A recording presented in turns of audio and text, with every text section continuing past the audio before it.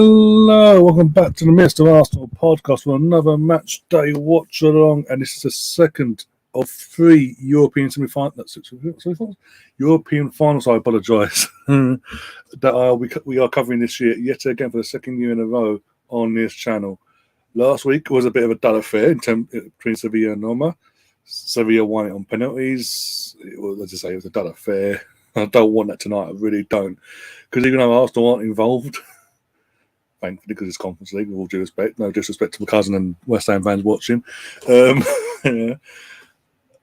I have, again, as I say, I've got a somewhat connection to West Ham. I was born in Beckton. And so anyone that knows their math, their geography and all that, that is basically on the doorstep of near Upton Park, where they used to be. Playing their home games before they moved obviously to the Olympic Park. So again, with that, it comes with I've got family, literally immediate family that are West Ham fans. Like literally my granddad, my uncle, my cousin, and yeah. So I've always got that connection. Whenever West Ham have been through the turmoil years and have been in the Championship or even in the Premier League. When they're not playing Arsenal, keep an eye out for West Ham scores and all that.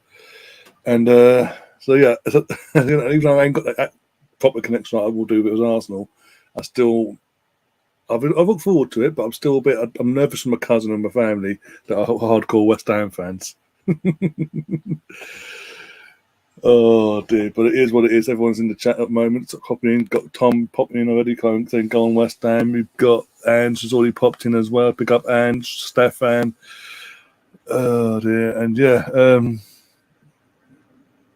they're literally a stone throw from Veteran people like that's a stone throw. Literally, I literally was born and grown up, part of my life anyway. But yeah, I know exactly where that is on my days. That is literally a stone's throw from where I was living back then, way back. So yeah, because again, so my cousin is going to be dropping in the chat as well at some point. He has said he'll drop in when he can during the game. He would have come on himself as well, but he's not feeling too well. So obviously he has said as well. Assuming West Ham were to win, obviously that means they're in the Europa League next season then. On Thursday nights, because obviously Arsenal have to deal with that next season, we'll do West Ham watch-alongs in the Europa League and he'll pop on for them as well, home and away. But yeah, I'm nervous, obviously, because it's West Ham, as I say, that connection I have. But it's a good kind of nervous in one sense, but we'll see. We'll see what happens. Obviously, they're up against Fiorentina, Italy. There's been a few. Anyone's just got in from work or whatever. The Fiorentina ultras are causing havoc in Prague, basically, and trying to cause fights between different fan bases and all that. And yeah, that's happened in the last couple of hours. But hopefully, no one's getting seriously hurt, and everyone's staying safe in Prague, and the West Ham fans ignoring the idiots. But we'll see. But yeah, in terms of the team lineups, I'm going to put the teams up on the screen. 1 second. Plastic Mr. Arsenal for the night. Whatever, Stefan. Whatever goes. Whatever. Yeah, West Ham. I'll get the West Ham up for Fiorentina. Try and pronounce all their bloody names. There's only one player I'll be honest, there's only one player I've sort of recognised, and that's only because he's on loan from Real Madrid. I think he's on loan. Jovic, once at Frankfurt, got a big for his boots, went to Real Madrid and it backfired.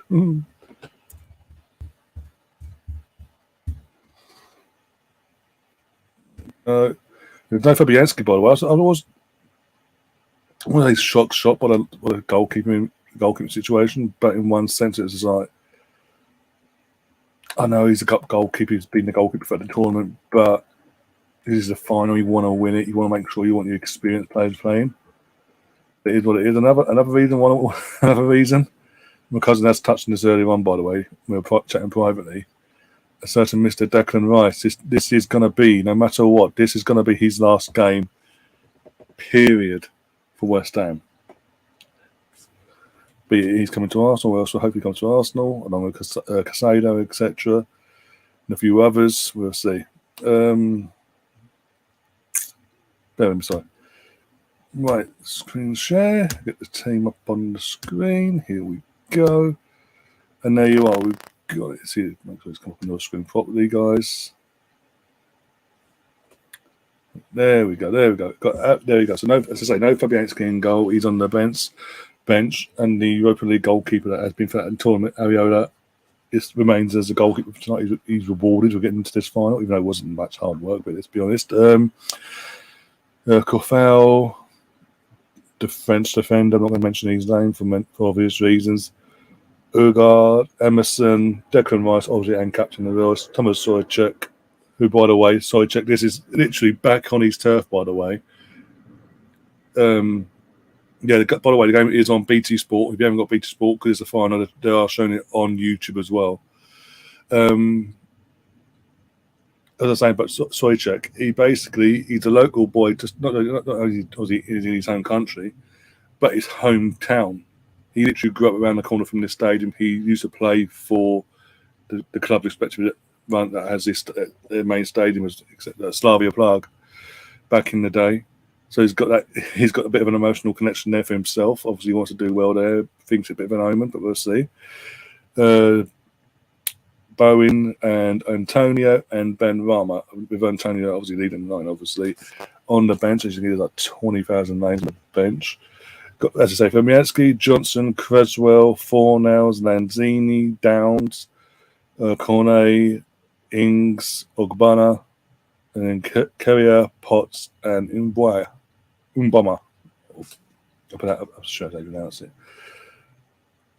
But yeah. Get your score predictions in the chat, by the way, guys.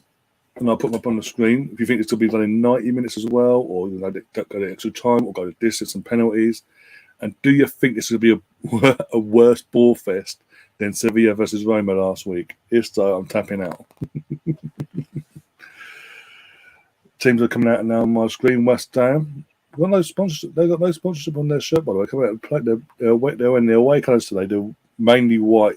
All white kit with the orangey, red, yellow thing at the bottom of their shirt there, but no sponsorship on their shirts. So there must be a country thing or a legal thing. I don't know what it is. Here we go. The West Ham fans, the 5,000 West Ham fans are allowed into the stadium. From their perspective, got their little flags up they've been given. 2-1 to the Hammers, says Stefan. I think my cousin will love you forever for that one. Yes, on iPad, and kind person lets me have access to Sky.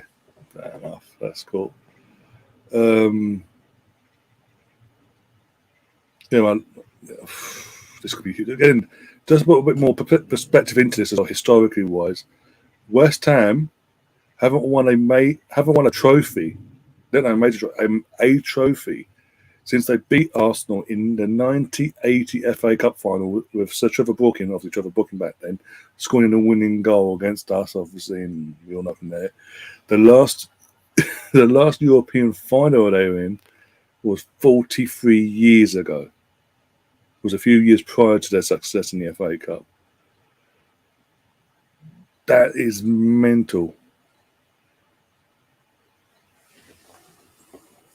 Like Stefan, see you at half-time, Stefan. If anything happens, if anything happens, you'll probably pop in and give your thoughts on the goals or whatever, what's ever happened, etc., etc.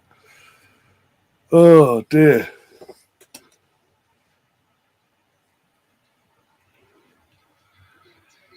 Fiorentina are wearing their home colours, by the way. They all, basically what is additional purple kit, basically. Hence why West Ham win now. I don't think it's a.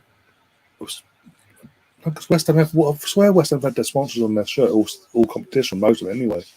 So it must be a local thing where they can't have it because it's a betting company, can't have it on there. Talking cousin, there he is. All right, David, how you doing? How's the nerves? How's the nerves for you? You might be ahead of me, by the way, or you might be behind. I don't know because I'm watching it on the BT app, the BT Sport app. Because either way, whatever way I watch it, it's going to be beyond anyway. So I might as well watch it on the BT Sport app. because I've got it. So.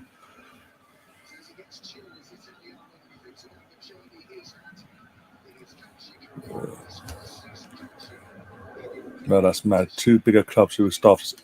Exactly. It's mental. Literally, I don't mind.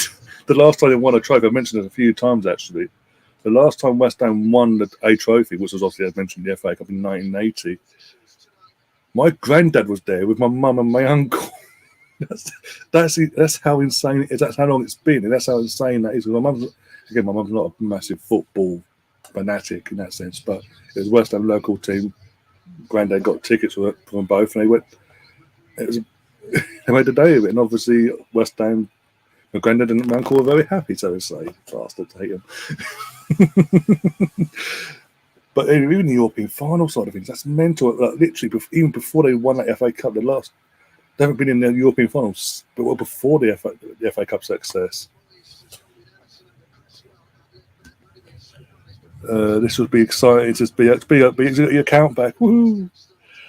Hopefully it's better than last week's final. And Tom, if you want to, I'll put the link in the chat. 1 second. Got to be careful with this volume as well. I'm doing this. I'm streaming on Facebook as well for the first time. God knows how long. So, was that? Oh, the UEFA president. I've got to say, the FIFA guy, isn't it? I think the UEFA president's there.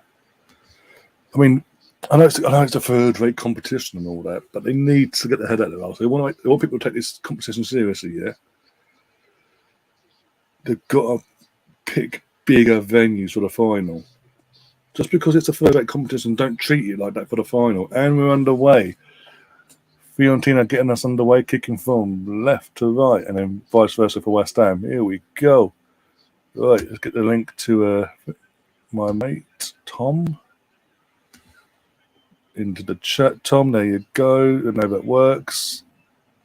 By the way, guys, the pinned comment at the top of the chat. 1 second. We don't know fucking Man City situation. Jesus Christ. If you know, you know from the weekend. West Ham in the attack here. Antonio. Go on, Antonio. Go on, Antonio. Come on, you Irons. Oh, what is he doing now? I'm not even a West Ham fan. I'm like, what is he doing? All the options he could have had. He could have held up a bit longer and played someone else in. Totally selfish now. Antonio's I know he's been injured most of the season, but he's had a poor one. He's not been his usual self in that sense.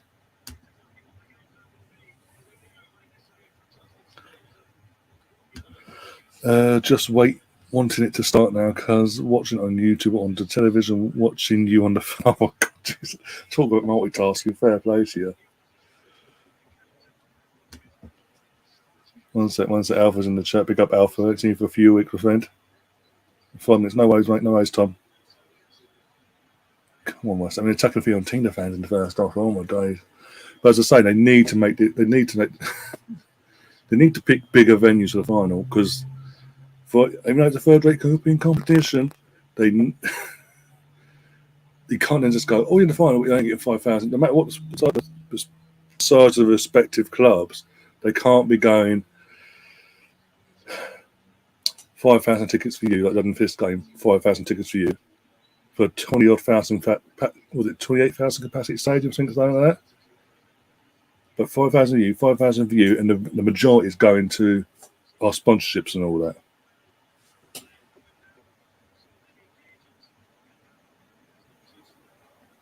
West Ham possibly 90 minutes away from winning the trophy before Tottenham. The irony is, people might think I'm taking a bit of a piss, or so I kind of am, but I'm sort of being serious as well. If West Ham do pull this off tonight, and that's a big if, obviously, because it's 50-50, it's a final, obviously. This ain't Man City, obviously. Arguably, winning this trophy would be held in a higher regard than the League Cup in 2008 when Tottenham won it. Just saying. That's my aunt will not be happy about me saying, by the way, because there's just nothing going to do with it. Yeah, that's not going there. That's a whole other can of worms.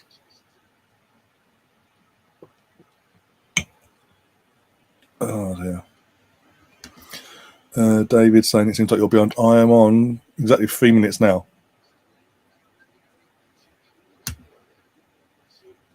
Russ is in the chat. We got Russ. How you doing? Would love to see him in a Celtic v Rangers match rolling around like a toy. Oh, that's going to be interesting next season now with fucking, what's his name? Like, the manager, I can't remember his name now, but he's got pissed off to Tottenham now. But he's basically down to retirement for winning trophies after building a career of success and winning trophies. A Premier League club comes calling. Of course, you'll be interested. But when you realise it's Tottenham and they don't win trophies, they always bottle it. You kind of want to steer clear of that one, but no, not the Aussie. Oh no, I'm going to go there and retire from winning trophies now. Because he won't. What is he playing at? What the fuck? Gonzalez, the Zichas have gone down on his face in the penalty box, claiming Declan Rice has smacked him in the face. He hasn't even touched him. There's a lot of fucking plastic cups on the pitch, but that's another matter.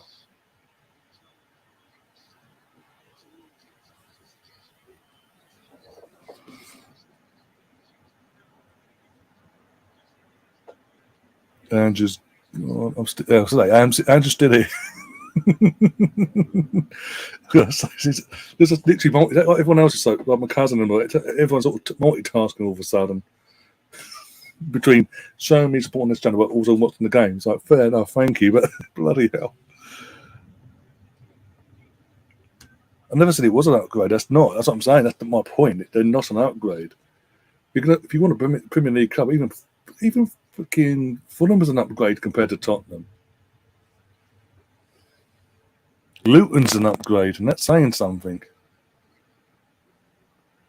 We've got Rich in the chat as well. Big up Rich. We've got Emerson in the chat as well. Technical timeout. Fiorentina player down, but is up. Yeah. Already the tactical falling downs is already happening. Come on, West Ham. Come on.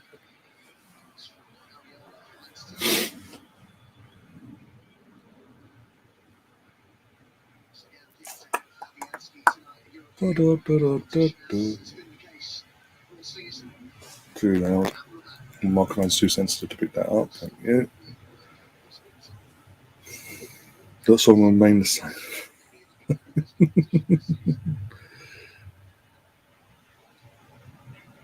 I mean, that's what I'm saying. In terms of Ange, that's it. Ange, what's his name? What's his name now? Companata surnames, but Ange, the now Tottenham manager, basically. Yeah, he's just made the SPL very interesting. Put it that way for the title race next year. Because obviously Rangers are going to have some sort of stability now in terms of their manager, Bill. And now Celtic won't have that because obviously they're going to a new manager, new system. It'll be a very interesting start to next season by the looks of it. And the old firm's going to be interesting, even more interesting now. If Celtic want to keep asserting their dominance in Scotland, they can't just hire anyone. They need to keep up the bigger name in terms of manager compared to Michael Bill. They do that, they'll fucking piss it. But rumours are they're going to try and get this Ange's assistant to take over, which is a bit of a risk. Because in the last time they took a risk, fucking Rangers went unbeaten a few years back and walked the league. Come on, got some powers up at the match. Oh, bloody hell, I hope they're all right as well, because all the kicking off on all that earlier in Prague.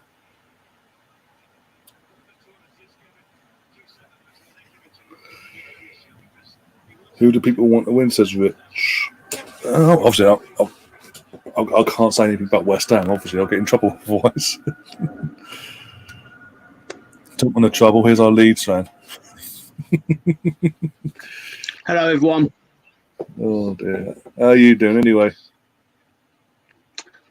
Yeah, I've got no complaints. Well, I mean your club's been fine. I have a few. You got no manager. Your club's been fined for a fan running on the pitch against Newcastle. Apart from that, all good. got to be under the jurisdiction of the Premier League for that to matter. So, Well, it's only one season now. You'll be back. So. It's only one season, I'm sure. If the owner do the right thing. We'll see what happens. Yeah, Who's the favourite now for West Ham? For the Leeds job? Social media or basically it seems to be between Carlos Corberán, who's currently West Brom manager, but he was Marcelo Bielsa's assistant at Leeds. Oh yeah, because at Huddersfield, weren't he? He did well at Huddersfield as well. So yeah. Scott Parker, Brendan Rodgers, and I can't remember the other one. But basically, it's probably going to be one of those. I wouldn't want Brendan. Trust me, that one. From what I saw at Leicester last year. I don't know. I think a safe bet is to go with the Bielsa. Obviously, Bielsa brought you success. To go with his assistant. He knows the club as well because he was there when Bielsa was there, I believe, wasn't he? So he knows the club inside out. That's my favourite saying. He knows the club. Knows the club. Well, he does, doesn't he? He's not going to go in there. He's not going to go in there completely alienated and not knowing what the fans are expecting. You know who else knew the club? You know who else knew their club? Frank Lampard. He knew the club. He knew Chelsea. He knew the stadium. He was a twat. He knew the training ground. He knew the tea lady. He knew who washed the kit. He knew the club. He knew the club. Didn't know. That's different. Though. That's different though. He's a shit manager. He's just shit. Oh, for God's sake, another player's... What, 10 minutes in and two players already going down, pretending to be injured. Both Fiorentina players as well. He is bleeding, though. What was he? Probably if I got a capsule just bursted. What was it? I don't think what it was. 2008 when that happened in rugby. And the rugby versus the Champions League semi-final. I think it's Saracens player Owen Farrell. I think it was. I can't remember. It might be someone else. But either way, during the semi-final, got given a capsule by the medical staff, and then suddenly went to his mouth. Suddenly, his mouth's bleeding and out of. It turned out to be he got a capsule and bit on it and got caught out. But because it was so obvious, because the Sky cameras are there and they caught it, he got done for it. Fucking idiots. I love that. I love that level of cheating.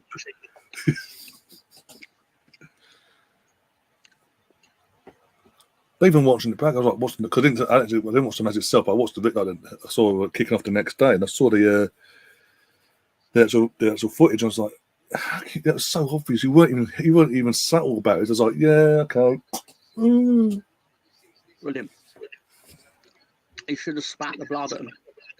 Yeah. In their eyes or something. Just. Russ Morgan, are you there? Excellent. He is there. Thank you. Sorry, so it's an opportunity for me to conduct the business of my channel live on your channel. Russ, I need you to pick a show for Saturday night. Oh dear. What time's that on Saturday? It'll be midnight Saturday. On our classic, we do on the weeks where there's no shows, and we bi-weekly. We do a classic watch-along, and generally we take turns within the gang to pick one. And that means that then we only have to suffer Tony Turner's pick once every 4 months or something. So. Oh, that's a blessing then. Yeah, and BX, yes, he is in a T-shirt. And it has, not only is he in a T-shirt, it has actually got what is on the West Ham player's shirt as well, the actual... Oh, Vice? Oh! Skins the bar for West Ham there. That's a warning for Fiorentina. But yeah, as I was saying, literally he's got all the writing on the middle of his shirt as well, like the Europa Conference final, the date, the place, everything, the teams that are playing. Yeah, it's weird. Again, it's a final. I mean, I know it's a third like European Cup. It's just like bloody Pep in the FA Cup final. Like it's the FA Cup. It's a final for fuck's sake. Turn up in the suit. Is it that hard not to wear a hoodie? You have to wear a hoodie played last week. That as well. I think again it should be Conference League final, Europa League final, then the Champions League final. It makes sense because of what the logical order of the competition is. Because Champions League is obviously the elite one. Second rate now is obviously Europa League itself, formerly UEFA Cup, and then you got this. Mm-hmm. So it should be. I don't get it. The last 2 years. I mean, last year I can understand because it's obviously the first year they wanted to sandwich it in and have the hype there. But this is second year now. Put it in its rightful order, for God's sake. Oh, and I don't have to. Part of the reason it's in a it's 20,000 seater stadium, isn't it? Because the fans get 5 each, and then the rest of UEFA's mates. I think part of the reason why is when they created it, they figured our smaller teams with smaller fan bases are going to be getting to the final. But I think they didn't anticipate that you're going to get the likes of Roma and Fiorentina and West Ham in this. Like next year, who qualified for it for England next year? It's Villa, isn't it? Villa. Unai. So that's you might as well give the trophy to him now because that's Unai. We've put Europa League in a title. Unai wins it unless he's at Arsenal. Well, that's the thing though. Next year, it's going to be between whoever qualified for it from England, Italy, or Spain, like it will be for most years. Plus to drop out from the Europa League as well for Steven his third. There's some decent teams in there as well. Yeah. They're putting a stop to that shit. Sevilla's reign of terror in Europe is coming to an end. Yay! You know what they're going to do then? Is they're going to put in the league. How many of their Europa League titles did they win after finishing third in the group stage of the Champions League? It shouldn't be allowed. It's ridiculous. It was the same when Atletico won it. Performance. Yeah, what was it? Atletico won it in Wenger's last season in the end. And the only reason they won it, won the competition, because they dropped out from the Champions League. And I've always said that even before that, like, it's a bit of a cop out. Obviously, teams in third place in Champions League could drop into the Europa League at a time and all that. Now you got that for the conference and this that, and the other. It's just like a bit of a cop out. Like if you don't finish in the top two of the Champions of your respective groups, you're out of Europe. Third or fourth, you should be out completely, no matter what competition you're in. It's like, oh well, you tried, but here's another chance in Europe.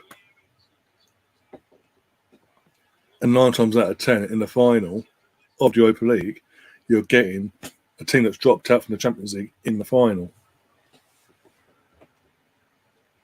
That format of UEFA competition got 2 Leeds fans killed. I remember fucking that years. Had the teams gone out, then we wouldn't have been in a position to draw Galatasaray in the UEFA Cup. Because they would have been sat on their arse at home. Yeah. I mean, guarantee, because obviously with Sevilla winning last week, then Champions League, I guarantee we'll get them in our fucking group and they'll finish third. The team from the Champions pot finishing third just to get into the Europa League.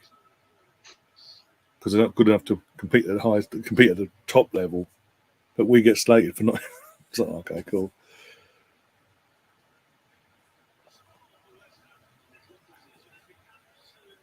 And then they always get they're the Europa League kings. It's like, yeah, but they should be because they get the Champions League money, and then they get to enter a competition with the teams that supposedly ain't good enough to be in the Champions League. Right? Yeah. So yeah, of course they should win it. Yeah. And they spent the first half of the season against a more elite competition, so they're fully aware of what's expected, basically, when they drop down. Right, it's like, what is it, 7 times in 20 years or something? It's like, it should have been 15 times out of 20 years. Yeah.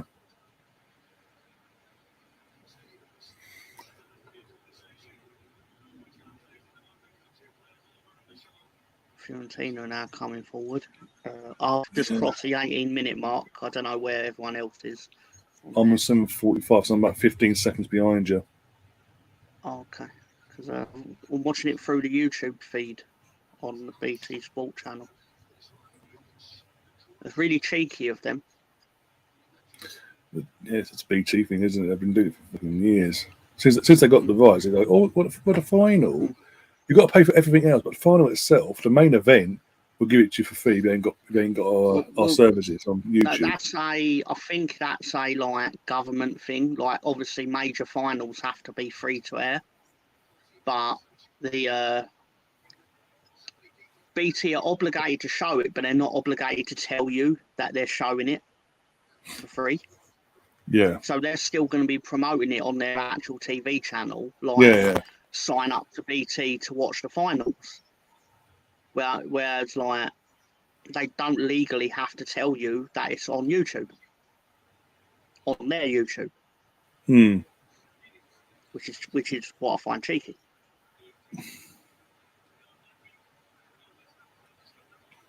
I think they made that mistake in the first couple of years, and they realised they made a mistake. They stopped advertising it, doing that. They just said, no, as far as they're concerned, no.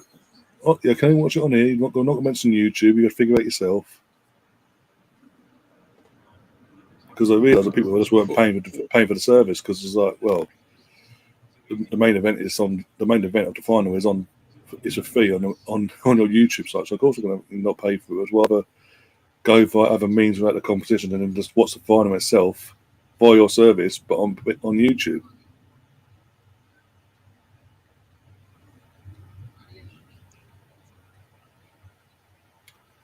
No, I'm not liking the West Ham setting up here. They're literally dropping back way too deep. It's like they're playing for the counter attack.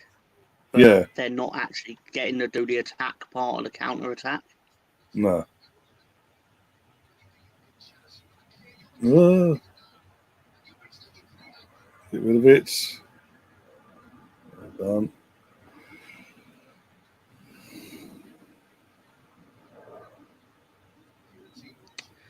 Who's got Hawkwind, by the way? 7 years for a trophy. I don't know. Yeah, not West Ham. Hawkwind and Hawkwind. West Ham was 1980, so it's not 87 years for West Ham. Might be Fiorentina. Might talk about Fiorentina maybe. Hawkwind, they're not doing it out of the kindness of their heart, because if they was, they would have advertised the fact that they were doing it. They legally have to.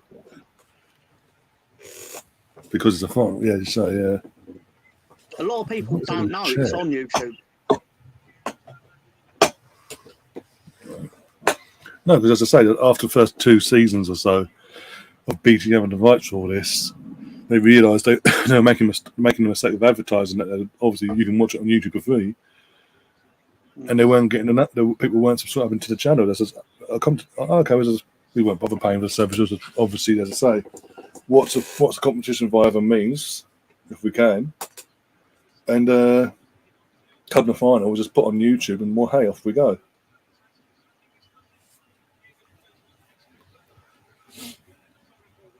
So financially, it's all, screw you guys. We're not going to tell you now. You have to second guess it.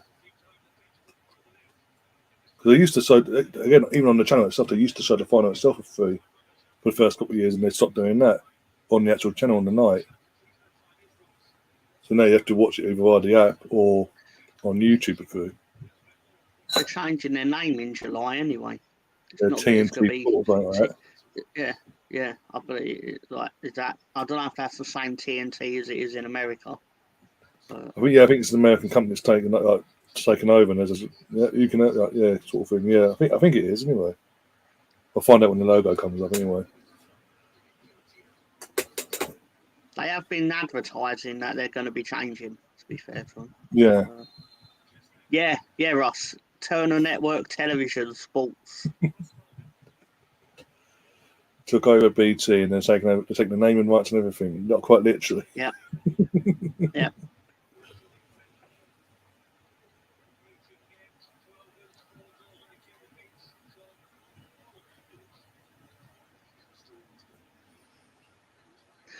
I think next year I'm going to take the Stefan approach to football. Now, obviously, Leeds United are my one true love. No, they're my one true love. But I'm going to take the Stefan approach of picking a team in every country to adopt like a son. because it feels like every time I talk about football and country stuff, I was like, oh, I like Celtic, I like Ipswich, I like Bayern Dusseldorf. I'm making it up now, obviously, but he's inspired me. For example, in the Chinese Super League, I will be repping Shanghai Port FC. Oh my days. Is that going to be your team until Leeds come back up then? I can balance teams. Stefan's called you a cheeky sod, no German sides. I'm a lot of things. That's one of them. I swear there's a Spanish side though. I swear there is. It's not. He doesn't like Real Madrid. I don't think he likes Atletico or Barca. So, but there's a Spanish side he likes as well. But they don't win fuck all, clearly, because obviously the only ones that win fuck all are the fucking three I've just mentioned before. But Celtic, it'll be interesting next season with Celtic with the manager pissing off to Tottenham, who they're replacing with now. I don't think it matters. I think they're so far ahead of the curve. They're so far ahead of the curve in Scotland, it doesn't matter. If they bring a more defensive-minded coaching, it's going to screw things up for what's been put in place by Ange. They should do a social experiment and literally who can I think of? Literally run a competition for a 10-year-old to be the manager and pick one of them. Stefan. Sorry, Stefan saying Ryan's hoping. Of course, I want a competitive league. I don't want to see any league just be run away with after 2 games.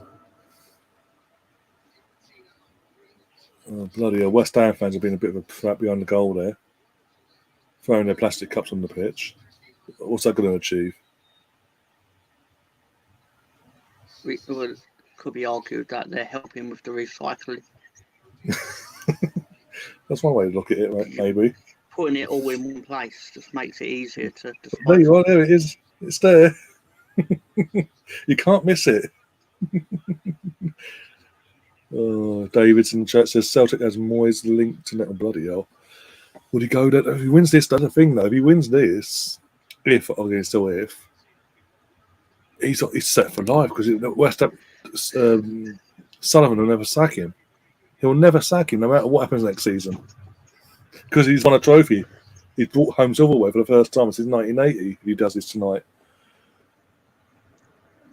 As Russ Morgan has said, he's quite right. I will need to find a team in the South Korean and the Polynesian Island League.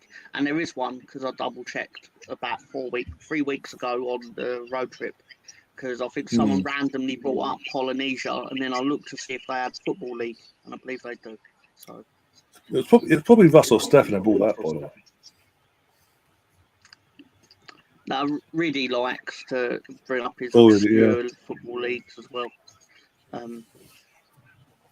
He also brings up obscure cricket, to be fair to. But, you love us really, Stefan. You love us really. Don't worry, Stefan. I love Stefan's proper confidence. Celtic don't play defensive football. I mean, I'm pretty sure they do for 6 games a season called the Champions League group stages. But other than that, no, you're right, they don't. But even then, that doesn't work. I mean, why would they? Why would they? Why would they play defensive football? Well, why would they play defensive football in a league that's so farmers-like? It's literally like Celtic will just bend over and let them have the 3 points. We'll give them a goal. We've got a goal, but they won't just bend over and let them have the 3 points. They could play a formation of 1-1-8 and they'd still win the match 4-3. Yeah.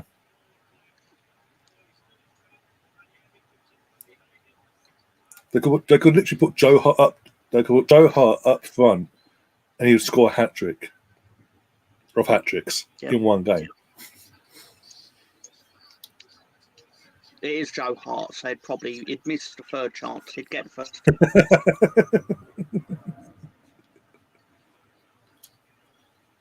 it's not easy playing Dundee United. Just say so. I know they're contractually required to say that, but we're not. No. But no, seriously, I do think, I don't know what can be done there, because well, yeah, because you're in it every year. Yeah. Also, the European Cups came back in the day when Scottish football was respected and actually decent competitive football. It wasn't just Celtic winning the league every year or Rangers winning the league every year or whatever. You'd have Aberdeens and all that. But now you've got bloody just Celtic running away with it every year. It's all Farmers League. And since that, ironically, since obviously Rangers went, since Rangers got demoted with all the debacle about 10 or so years ago, it's like Celtic in the European competitions. They've just gone. They're actually Scottish football is actually going somewhere and actually showing some sort of competitiveness, getting to quarterfinals of European competitions and all that. Kick Rangers into the bottom tier of Scottish football. Suddenly, everything goes pear-shaped, basically. I don't know what they can do to make the it's not the SPL anymore, is it? It's the SPFL. Something like that. I don't know. Right, but to make it more competitive, they've already tried giving some teams more money by having them play Rangers more. Celtic and Rangers more. With doing the split. Yeah, that split thing, yeah. For the last few weeks of the season, whatever it is, yeah.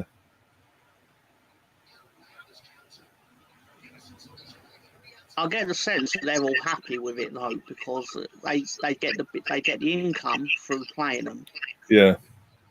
Every other season they're playing Rangers. Is that be a dive? Is he booked for a diving? The idiot, Ben Rama there. Yeah, he's been booked for diving, Ben Rama. So the way he leaped in the air as a straight body as he went down to the floor. Let me see a replay of this to make sure he definitely did dive. Yeah, he dived. He dived. There's no doubt about it. It's in the replay. He literally got himself in between the players and just flung himself in the air.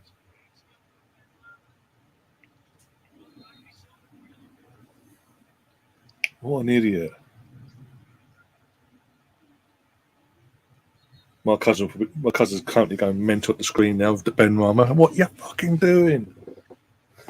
The Leeds team under Bielsa would have done well in the SPL. Yeah. Obviously not last season's team.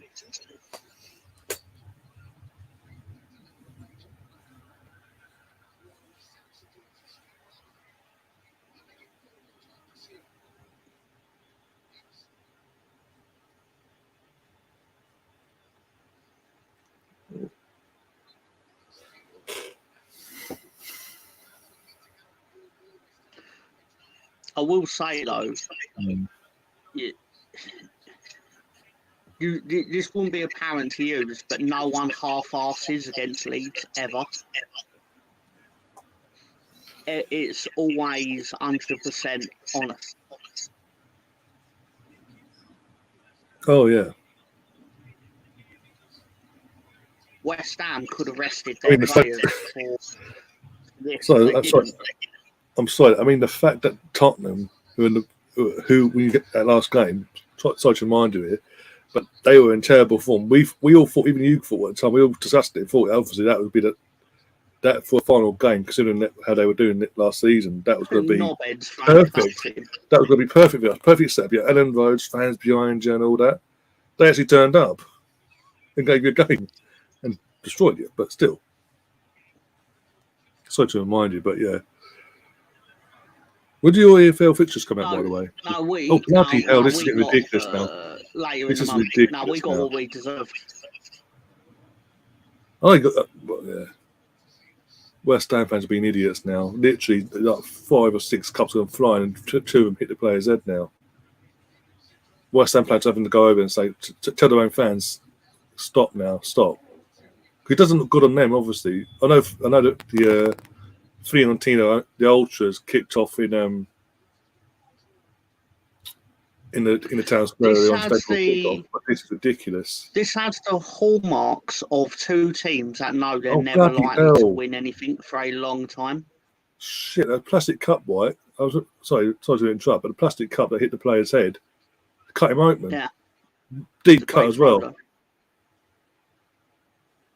Jesus. The rest have to pull this. Like, from the distance that was launched from, it's impressive. Yeah. Like, I'm not condoning it, but objectively, it was impressive. I've literally fallen from that once. Bloody hell, but yeah. And that's a deep cut as well. It wasn't like a little scratch, it's a deep cut on his head.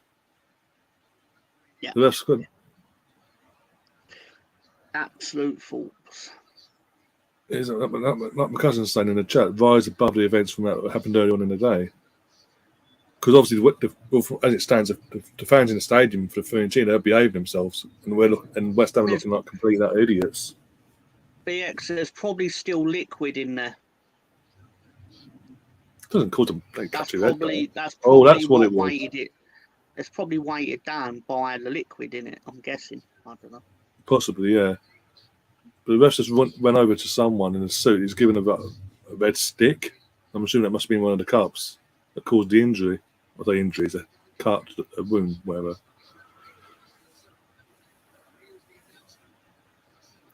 Sorry, Mr. Bungle. It's the senior in the chat. Big up, Mr. Bungle. The senior in the chat. Apologies. Okay. Terry Butcher sings now. If you're old enough to know, you know. Terry Butcher sings. Nah, I was about to say it should have been white for that reason. Like, I know, but obviously the Fiorentina makes you look like a warrior. Yeah, but if it happens to a West Ham player, that's what they'll have to do because they've got a match, obviously. Yeah, they've got a match, yeah. Because fashion's the important thing in the situation.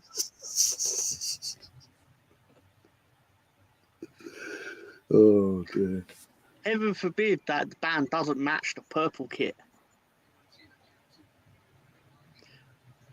He now looks like a regular purple warrior. With Don't a bit of white Google tape. that, though. The irony is that I'm not. No, please don't. The irony is, after all that, they've actually got a bit of white duct tape and stuck that on as well to make sure it sticks. Yep.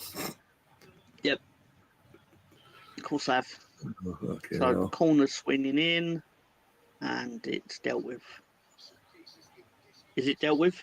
Yeah, it's dealt with.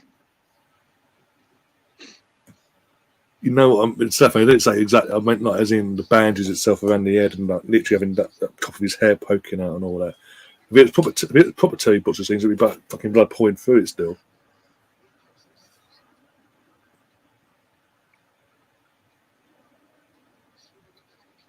Again, showing my age again. Terry Butcher, Jesus. Emerson in the chat says, correction, West Ham will be hit with a fine after the match now. Yeah, they will do now. I'm pretty sure. Yeah. Love a final UEFA because something's got to pay for their Christmas parties. What I remember, what was it in 2012? I think it was the 11-12 season.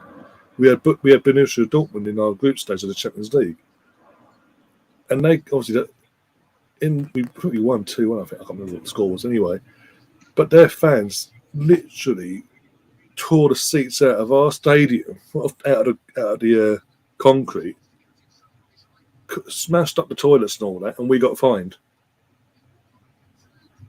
Even though it was nothing, it was actually the opposite team's own fans doing what they did.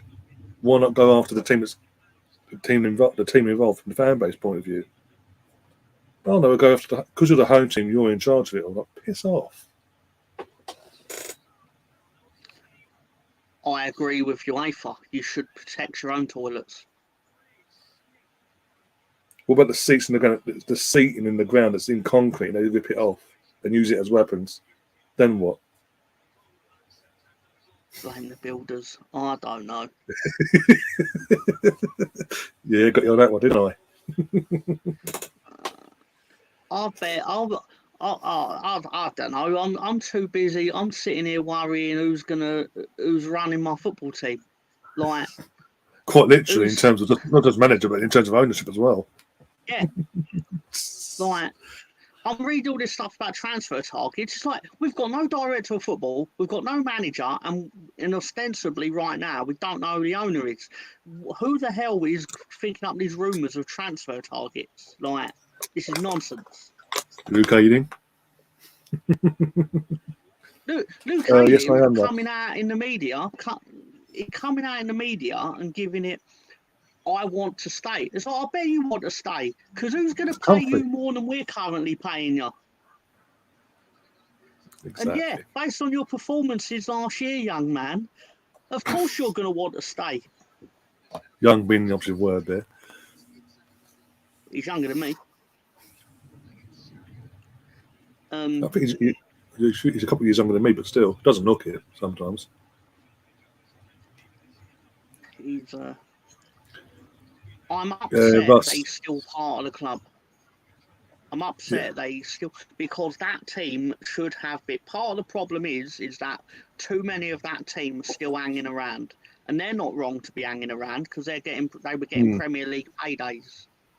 But the problem is that, like for example, certain players of ours, like Pablo Hernandez and Berardi, who I wouldn't expect most of you to know, but they were key parts of our promotion, and the reality is they left before it got bad. So they basically get the ride off in the sunset, and they're not associated with the relegation. No. Russ says Leeds are being sold to SF49s. That's true. That is true. We are.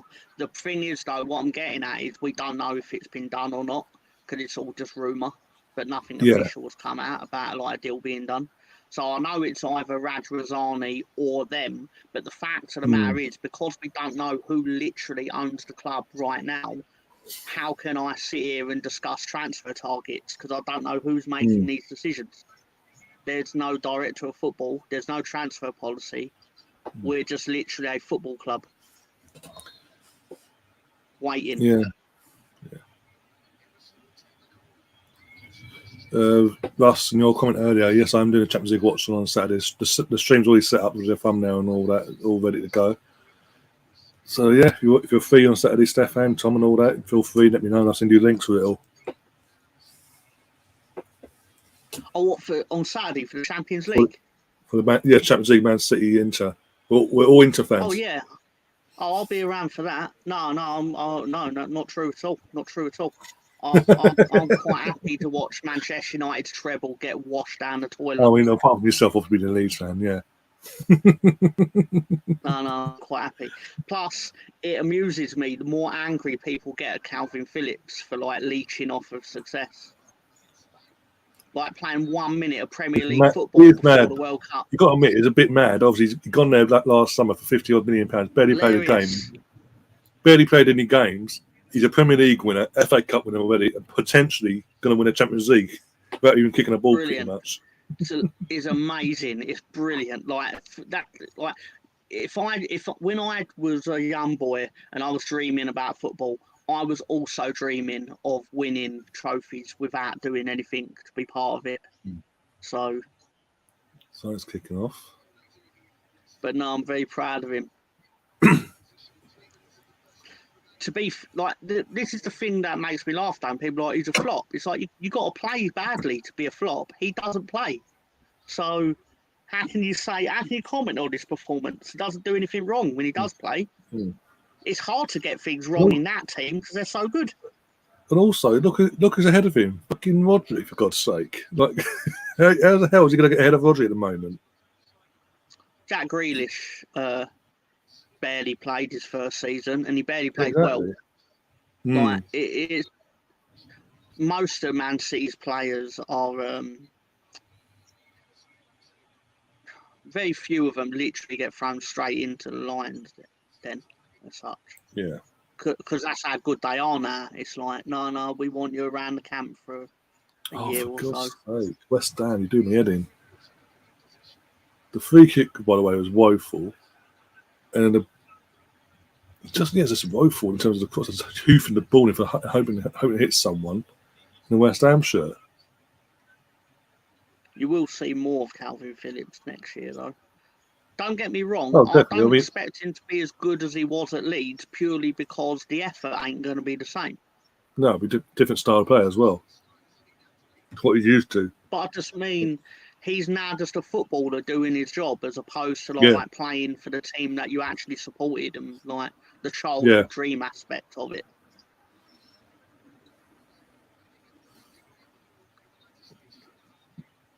Jesus Christ, they're all fawning over Ange as if it's like a chat room in the year 2000. Bloody hell. God, don't research that. If you're not old enough, don't research that, please. Please don't.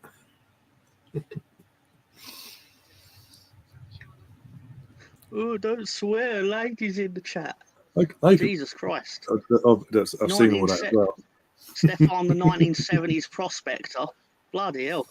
Sorry, 1870s prospector. I better get it right. No. That's a point. Actually, if you heard about this, BX said it was mentioned in the last comment here. Messi to the MLS going to Inter Miami. Yeah, it's true. End of the month. Well, that was floated because he already has property there, so that's been in the works for quite a while. Just it was also assumed that Saudis could like buy him out of that, as if like, oh, you got a property in Miami, have you? Yeah. Well, how does 400 grand a week sound? I mean, to me, it's a bit much. I wouldn't be able to spend that kind of money personally. No. I wouldn't know what to do with it. Anywhere in the world, even back home in Barcelona, I wouldn't be able to spend that sort of money. If I was Messi, but like, what do I do? It's an Olympus pit that I just can't. I'm just, The problem with these, like the MLS, has always faced is it always gets these players at the end of their career. Can never really get them near the end of the peak, around the peak of the powers or whatever. Yeah, exactly. They need, and obviously they're never going to get that because there's another league that will outbid them for the same players if they became available. And currently been for a World Cup and causing anarchy in the golfing side of things as well. If you, I don't follow golf, but in terms of if you follow sporting news, it's criminal what happened. Again, like you say, I'm not a golf expert, but just based on what I've read, what happened is criminal. Like they've spent years slating this Saudi golf. Sorry, it's called Live Golf, but it's Saudi golf, right? Yeah. And it's all. They're basically I don't know the name like the job, but basically one of the prominent people of the PGA Golf. He might be the chairman, if I'm wrong, was invoking things like 9/11 and stuff like to attack this Saudi golf. And then it suddenly turned into, well, I actually met the lads and we had a couple of nice lunches in London and I saw what they were all about. So then they've basically sold them. And with the $20 million check, that sort of solved things. It solved all the issues we had with them. Yeah. Basically, it was wrong. It was wrong of them to offer Tiger Woods $100 million to play golf, but it'll be okay for him to play golf under their pay structure now for slightly less because I'm also getting paid. That same sort of money, yeah, if not more. Well, no, but he'll be getting less than he would have got if he'd have took their offer in the first place. Yeah. And they hitched their wagon to the likes of Rory McIlroy and that, who like were basically like, no, I don't want to be part of this. Like, I don't want to be part of sport washing and all this. But now they're basically saying, well, now you've got to be, if you want to play golf, you've got no choice to now be a part of sport washing. Yeah. I felt for Merck because obviously he did a press conference earlier ahead of some PGA tournaments coming up, and he's just like, you could feel how pissed he was in the situation, obviously being put in, basically forced to go, I've got to suck this up. Language, Stefan. There's a lady present.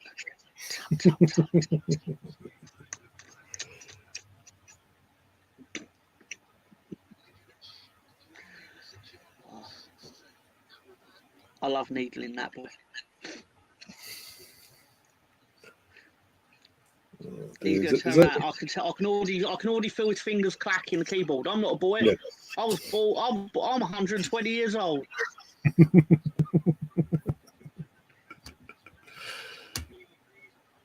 Oh dear. Maybe 40 years out. I don't know. No. Oh, great save. Goal. Oh, for Fiorentina, I'm assuming then. Because Fiorentina had the ball. On my screen anyway, I think he's going to be called offside.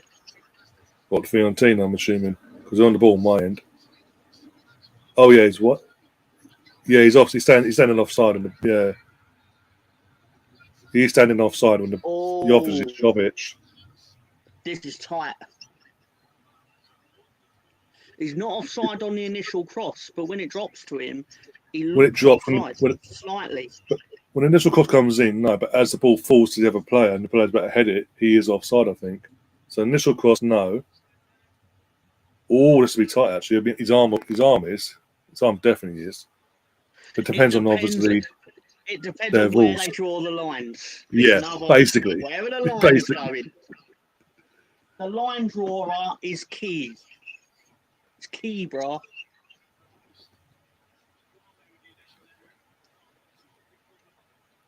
Or you can do what bloody Mason did back into February and not draw the lines at all and just say, goal. If you want to. If you really want to. Just ignore the balls. Lines? What lines? You had 14 minutes to score after that and you didn't. Plus stoppage time. To be fair though, we did try to score. It was just too good. You had 14 minutes plus the 9 minutes you tend to get when you need it to score, and you didn't. Okay, so I said this to Gary as well. I said to Gary live on his show, not having any of this, we got screwed against Brentford. It's like you had time to overturn it. Significantly better than Brentford. You should have. Yeah. If we'd lost the league by a point to Man City in the end, it would have kicked off. You know, it would have gone off on social media. That bastard referee. I know exactly what would have happened. And because I can't help myself, I would have jumped right in the middle of it going, you still had 20 minutes to score. You'd literally be that person. You'd literally be that person. It ain't like you... Yeah, it's not like you got robbed in injury time and you had it was like the last kick of the game. I think football don't work like that. What didn't help though was like 5 minutes after full time. That was no goal, right? Yeah, no goal. Offside, apparently. No, I want West Ham to win this. They're not playing like they want to win it, though. No. Neither team's really coming out of themselves. They're both on edge, but they're having purple patches each of dominating the ball but not doing nothing with it. It's very chess match-ish, but by the same token, Fiorentina are like, why don't we put our chess pieces nearer their goal?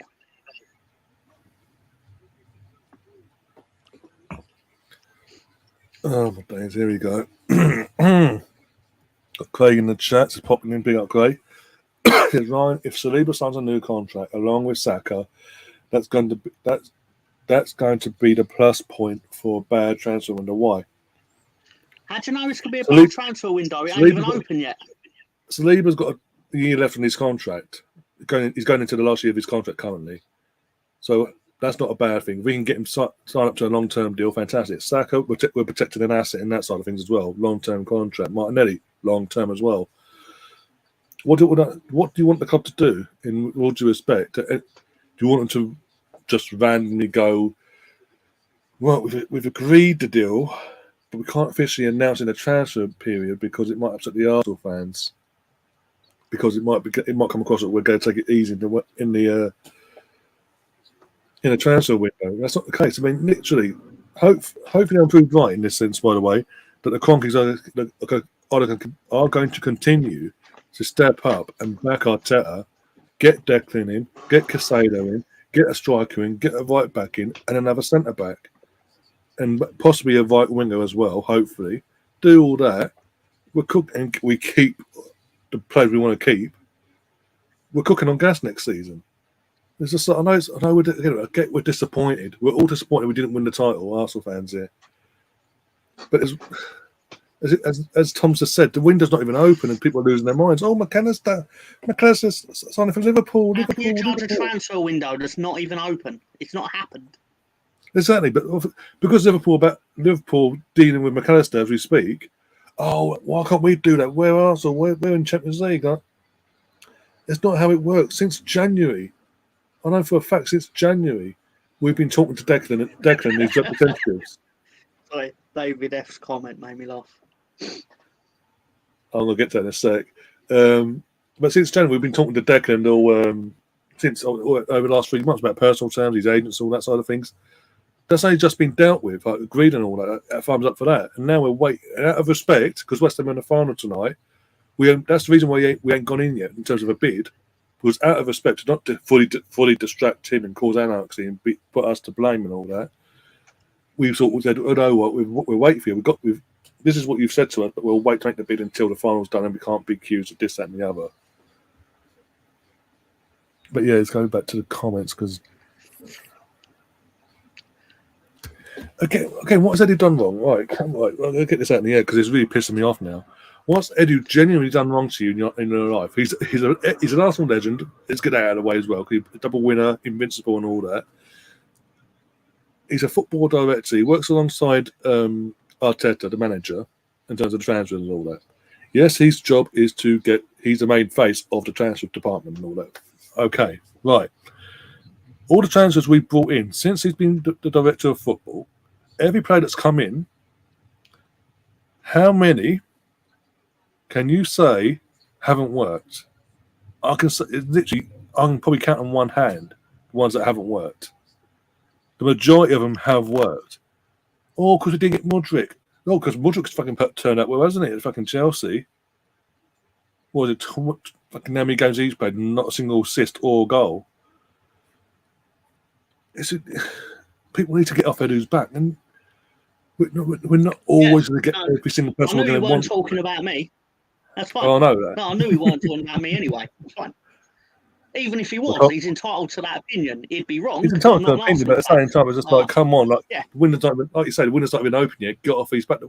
It's not like we're in a situation where we've done fuck all in the summer. We're going into the new season, like days away from the new season. We've done pretty much nothing in the transfer business, and we're not ready for the season. The window's not even open yet. The season's only finished. I'm the worst Arsenal fan you'll ever see, because I'm not. Because you're not one. The irony. I'm sure the shirt will give it. I think the shirt's a bit of a giveaway, but yeah, nah. In all seriousness, I will correct myself on what I said though. When I say the transfer window isn't open yet, I mean in terms of like us judging teams on their transfer business before they're able to actually register players. Because obviously, I don't know whether people know it or not, but the transfer window is just a sexy media name for FIFA registration window. So in theory, you could sign a player at any point in the year.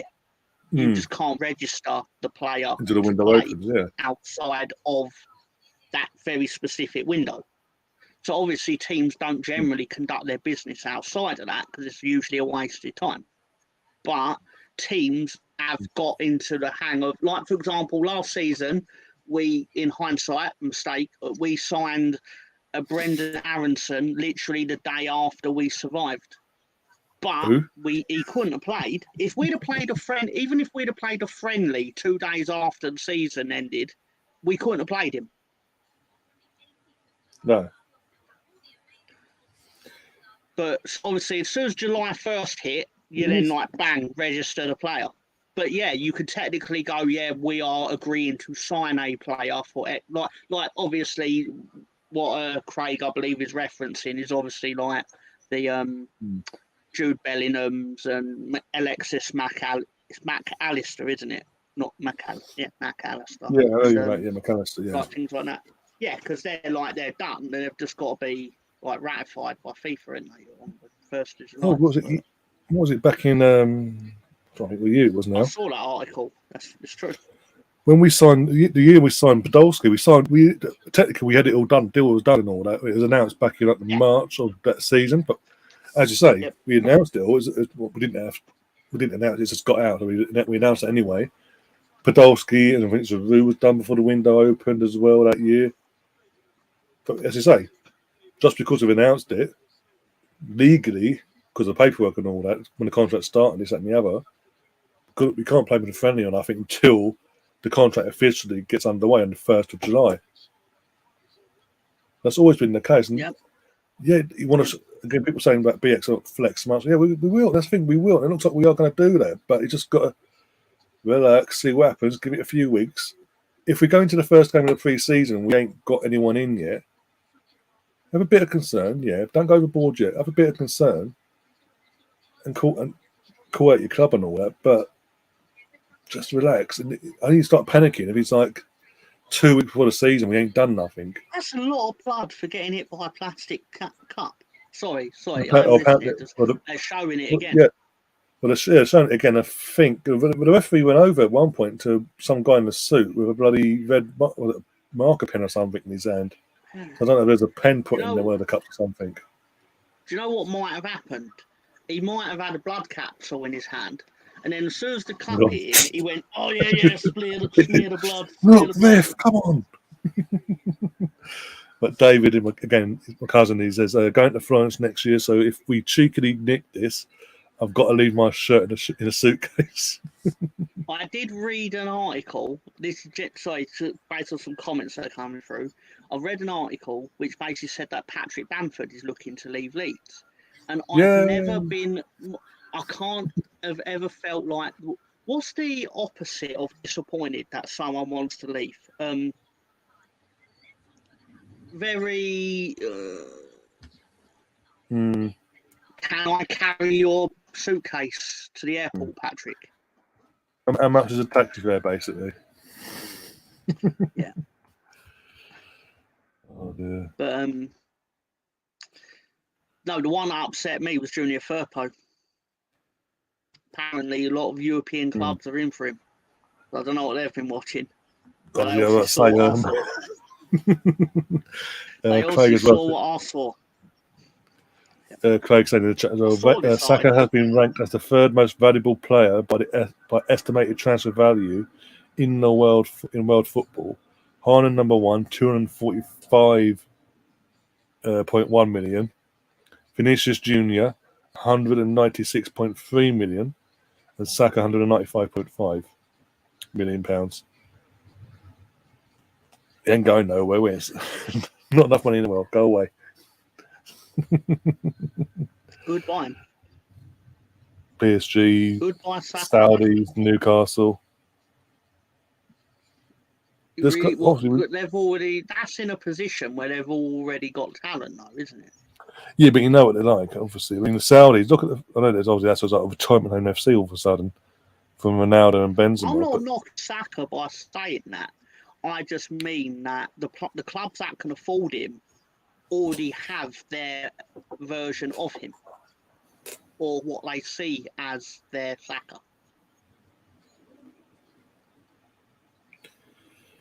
Well, unless Chelsea get Neymar.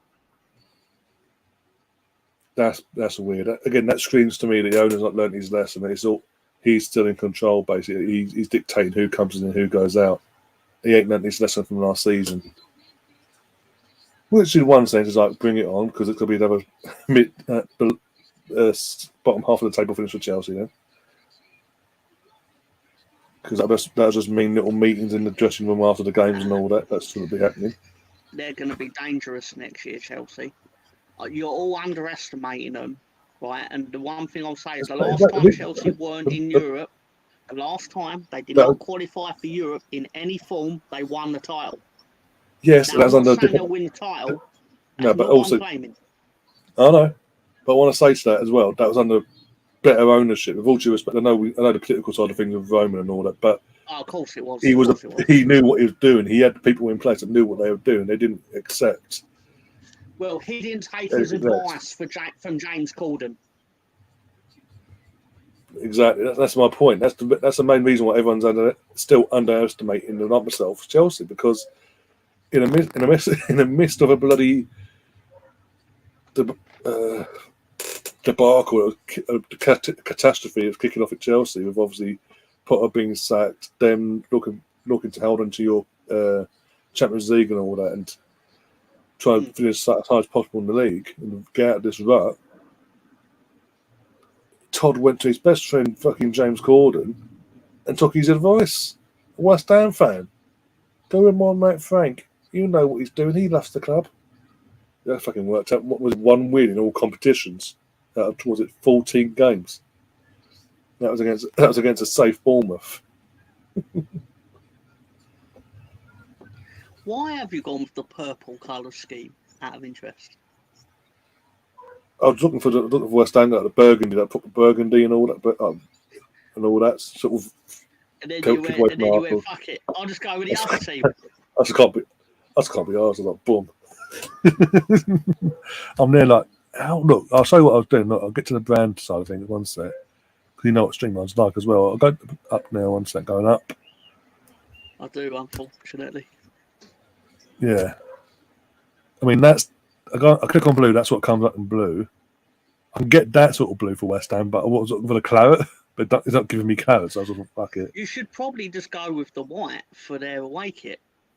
Or the white and red, or white and claret. Oh, yeah, I don't know if you can do that. There we go, one sec. There you go. That'll do.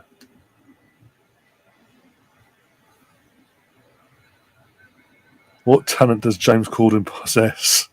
You tell me. You fucking tell me. If you ever type in like James Corden and then like hate or something like that, and just read the stories about him from people that have had the misfortune of being in his company, it's fascinating. No, this in terms of this question from Craig, no, because West Ham finished West Ham were the lowest ranked London club in the league, and Chelsea finished 12th. So what was it, the 15th? Chelsea, something like that. Either way. No. My understanding of that, Craig, is basically England will get an extra spot in the Europa League, as in West Ham as the winners of this. because they'll be champions. But it means that England won't get an extra representative in Europe because it'll just be Aston Villa. Yeah. In the conference, yeah. Yeah, because you don't get to defend this. The only European title you get to defend is the Champions League. Unless you do a Sevilla and get knocked out the group stages. Sorry. So technically, maybe you could. Again. Yeah. Yeah, you're right. But you don't initially get to defend it. No, not initially, no. But again, you only get to defend it through incompetence. If you want to call it that sometimes, yeah. But going back to Neymar, that doesn't make it. It doesn't for me. It doesn't seem to fit the Poch system. I agree. No, I don't fit his system. But as a club, I think it's the perfect Chelsea signing because they'll just try to win games through raw individual talent. Because that worked last season. No, but that's generally what they've done for the last 20 years, though, isn't it? Yeah.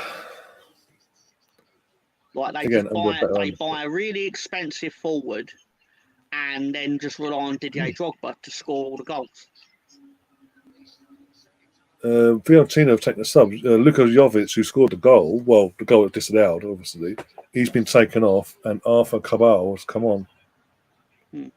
Hopefully, West Ham can catch Fiorentina on a boo-boo face moment where they're basically still upset about the injustice of the decision. It's not. It was probably offside. But they're going to feel like it was an injustice.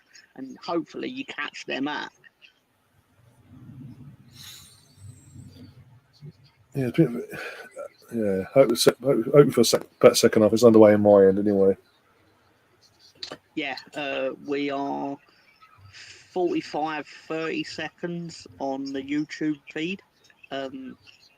Apparently, our commentators are Don Hutchinson, Robin Savage. Oh, Jesus. Thank God I've got it on mute. I've literally barely got the sound on, so it's just like Robbie Savage. So God ain't got the sound on. That's all I'm going to say. I got it on the setting just below it, actually muting it, so I can Yeah. hear a little bit of crowd noise, but nothing's actually discernible.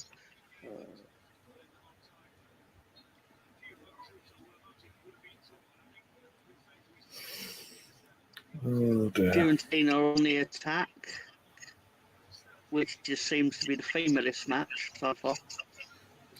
Yeah. West Ham are going to end up regretting this.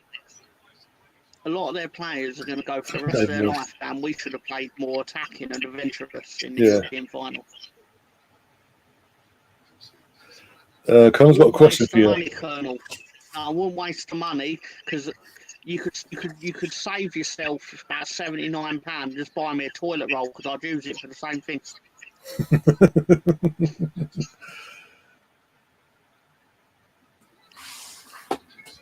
Not that I particularly want to do that to your club's football shirt, but Nemeth's saying, "Come on, Fiorentina." Of course, Nemeth's cheering Fiorentina. He's a. I was about to call him a world-class troll. He's not world-class. He's good, but not world-class. That's too far. He has his moments, but West Ham. Well, West Ham aren't in Europe. They have to. Yeah, West Ham have to win to be in Europe. West Ham nearly got relegated. They're not qualified. They finished 15th in the league, Craig. 15th isn't a secret Europa League spot. Oh dear. Double relegation Leeds United, says Nemeth. Hey, to be fair to him, right, that is a distinct possibility. And I can tell you why. It happened to Wolves in, I believe, 2011. They got double relegated.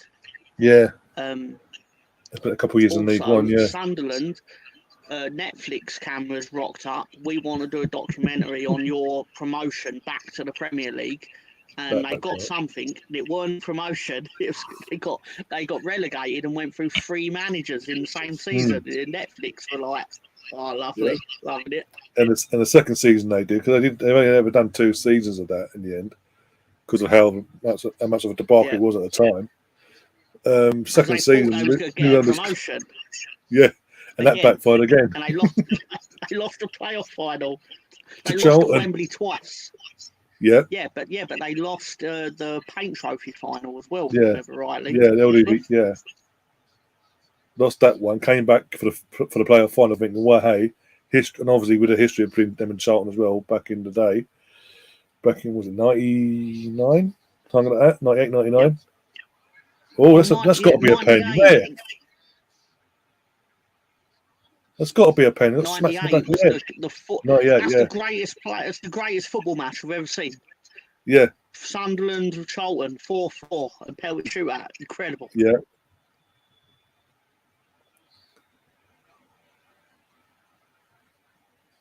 The ref's just going, it is what it is. Got elbowed in the head. It's not a penalty. It's a corner. It would be given as a corner, but technically got elbowed in the head. It's getting very I'll say it's getting needly out there. Yeah. A lot of needle in this. Because again, it's a lot of these players are not going to have the opportunity to win things. I don't want to sound like a prick saying that, but that's the reality of this. Yeah. Unless it's How many more chances is Mikel Antonio? Oh no, of course he's the exception. But is Mikel Antonio going to make a European final anytime soon? Other than not his age either. No, he's not 30, 31. No, this will be his only. This could be it.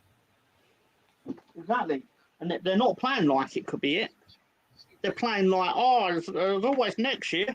It's not, mate. Got to win it for next year. That's the fucking thing.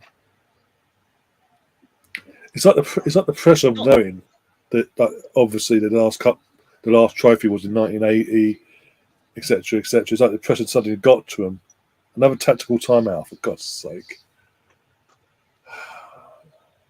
It's the same fucking team doing it. Ben Rama caught a guy in the face, although I think he made a meal of it, personally. Well, he didn't actually hit him in the face. He rubbed his nipple, basically. Yeah. You might have to see. Yeah, that sounds more like what actually happened. I just more mentally recall the arm going out and then him going, oh, he poked me in the eye, ref. The Rivaldo effect. Didn't touch my face, but Yeah, I'm looking forward to it too, Nemeth, because I'm pretty sure they beat us the last time we played them. Oh, God. How many years ago was that as well? That's like 4 or 5 years ago. No, it would have been. It would have been 2019. Oh yeah, 4 years ago. Yeah. If I remember rightly, Ipswich were relegated. We had already given up on automatic promotion because of letting Villa score. Yeah. And then basically played out. It played like a pre-season friendly, and Ipswich. Because you knew you had playoff spots. Yeah. Yeah. Well, we couldn't finish lower than third and higher than third.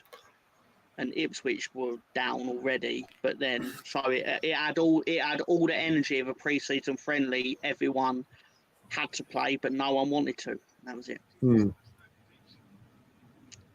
I think Ipswich won 3-2. Could be wrong.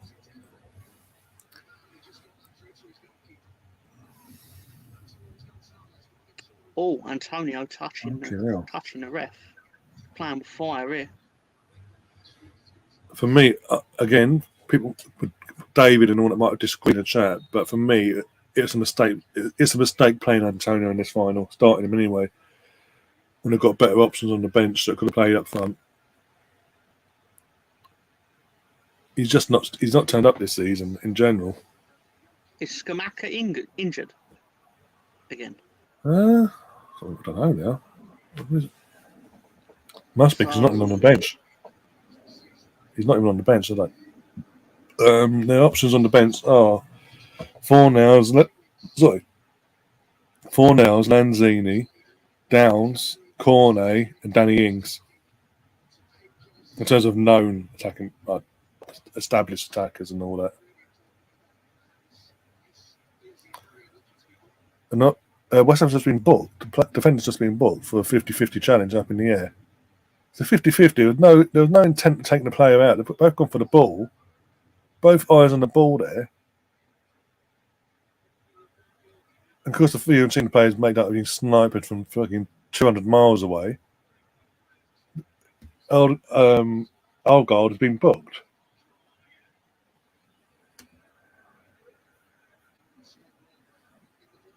I think you should loan Nketiah to France to see if he can outscore Balogun.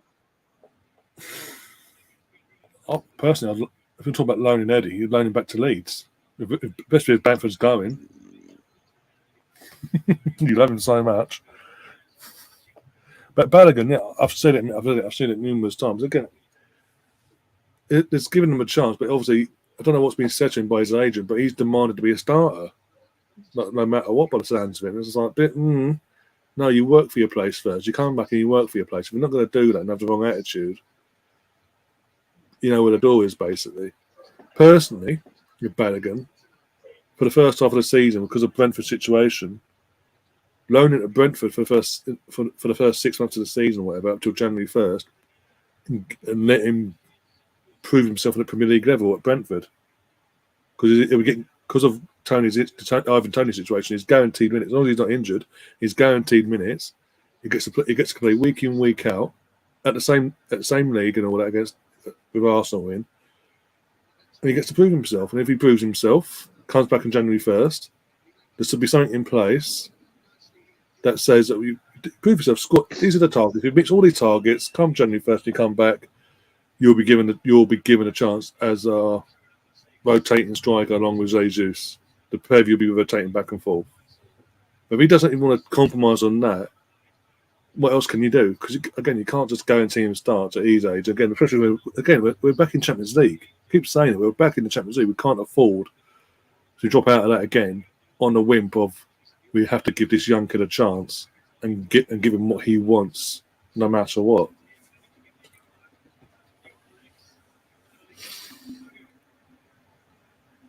I feel your pain, Ant. I feel your pain. Before that came up, I was literally watching the ball be knocked around, and I was sitting here thinking, this is potentially a lot worse than last Wednesday. Partly because the ball's actually barely been in play. I feel like for 56 minutes gone on the clock, right? And it feels like most of that 56 minutes has been watching players surrounding a referee for various reasons. It feels like very little was actually happened, yet people can say, this happened, like there was this lad goal and there was the cups being thrown. I was like, yeah, but outside of that, what's actually happened? No, exactly. It's literally like what's. I may as well just go like when it comes to these finals every year.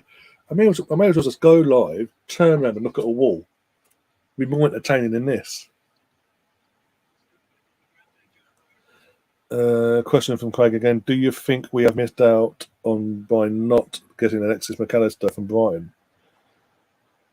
Maybe. Again, we don't know because obviously, don't get me wrong, a quality player, but look at the play. Look at his position, and look at the players we've got already. Oh my God! Straight down the throat. Straight down the throat. Is he going to be? He's not going to get over our captain in Odegaard. Smith Rowe is going to be playing all over the place by the sounds of it in terms of either in the pivot or in the wings, etc., or in the Odegaard role himself. We've got Fabio Vieira. I don't know if he's to be loaned out or not, Fabio. But even if he isn't, even though I don't personally make them physically, his physical attributes aren't up to scratch yet. Arteta's not going to want to Spencer's right. drop him out. Spencer's nailed it. Spencer's called it there. It's hard to go in for a player when he's already turned around and he knows where he wants to go. Publicly as well. It wasn't even a secret. It's like publicly put it out there. So there's that as well. There was 10 teams in for Calvin Phillips last year, but then it soon became one because Calvin Phillips basically went, I either want to go to Manchester City or I'm going to stay at Leeds, and that was it. He said he'd only leave Leeds to go there, which he's been proven right in because at least he's got his hands on some silverware. I mean, he's barely kicked the ball, but he got his hands on silverware. You're ahead of me. There's been a claim for handball from Bowen. Has anything happened from that? Is there a VAR check you're in? Here we go. I'm just getting replays. I'm just getting replays. I don't think there's anything in that. No, I think Bowen's getting desperate. It feels like chest on to chest. I could be wrong, but as I saw it, I'll be very surprised if that angle doesn't help. This angle. Oh, I think there was. Looks like it. Not his fist. It's his fist. Does it? I thought it went from chest. Looks like it. Ref's going over to the TV. If he goes to the TV, he's going to give it. He's going to give it if he goes to TV. Yes, that's Premier League rules. Yeah, that's true. Do you want me? Well, put it this way. Do you want me to tell you the outcome before you? Oh, it is. Yeah, no, it is. It's a chest on tap. No, so I'm seeing a different angle now. That's handball all day long. Oh, you silly fucker! If it's given in disguise. If it's given, tell me. Just don't tell me if they score it or not. All right. I've got the. I saw it from the angle behind them, and it looks like it goes chest to chest. But no. For the other side, it's his hand. It's his hand. Forget what I said. 44. Literally, if anyone's not watching it, 44 seconds. If anyone's not watching it, the Fiorentina literally clinches his fist, and as he moves his hand forward, clinches it a bit more. They've literally paused the frame with the ball resting on his hand like a bird. Yeah. Who's going to take it? They're not going to give Antonio this penalty. Surely not. Don't let Antonio take this, for God's sake. Do not write the outcome of the penalty, please. Yeah, please don't. Just obviously you mentioned it, that the penalty's been given, rightly so. All I will say is that I complained about it being boring, and Ange complained that there was no goals. That may change. We've got Subby as well. Is it Ben Johnson as well? But come on. Or you've been told to go back a bit? Damn it, Nemeth. Ignore him. He's trolling. So just wait and see. As soon as I said it, I realised he fakes goals, doesn't he? Yeah. Yeah. As soon as I said it. Yeah. Paul Zuma's going off injured by the looks of it. He's empty. Yeah. Just let me know who's taking it. That's all. Don't say if they've scored it or not. Just let me know who's taking it, so I'm aware. So I'm prepared myself. I've now got Saponara coming onto the field. Yeah. For 99, apparently. Whoever that is. Full due respect. So, it looks like Ben Rama's taking it. Oh, Ben Rama. Okay. As long as it ain't Antonio. I don't make Antonio at all. It is Ben Rama. David Moyes is crashing like full Bielsa. Come on. From my cousin and from all the West Ham faithful I know back home in Beckton. Come on. How many years of fucking pain? Let's end it tonight. Come on. I've seen the outcome of the penalty. I know what happened. Okay. Go on! What, in front of the West Ham fans as well? Get in there, come on! Goal! What a pen as well. Come on! Potentially, here he is. Potentially, what was it? 40-odd years, 43 years of pain and agony could be coming to an end potentially tonight, as it stands. Ben Rama needs to behave himself. He's on a book. He needs to get out of that crowd quickly.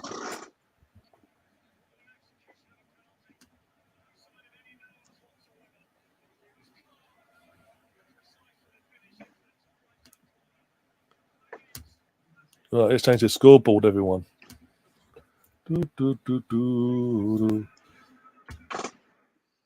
Pressure, under pressure. It saddens me that knob end is the one to score it, but you love him really. Credit where it's true. No, I don't like. He's a knob end. He goes back to his Brentford days. I know. Can we have Hawkwind in the chat saying, "Can we have Rice now?" Yeah, let's make the bid now.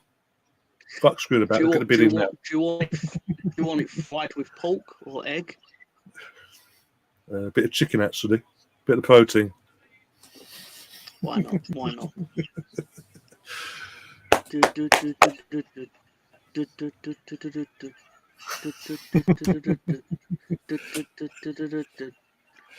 Rice.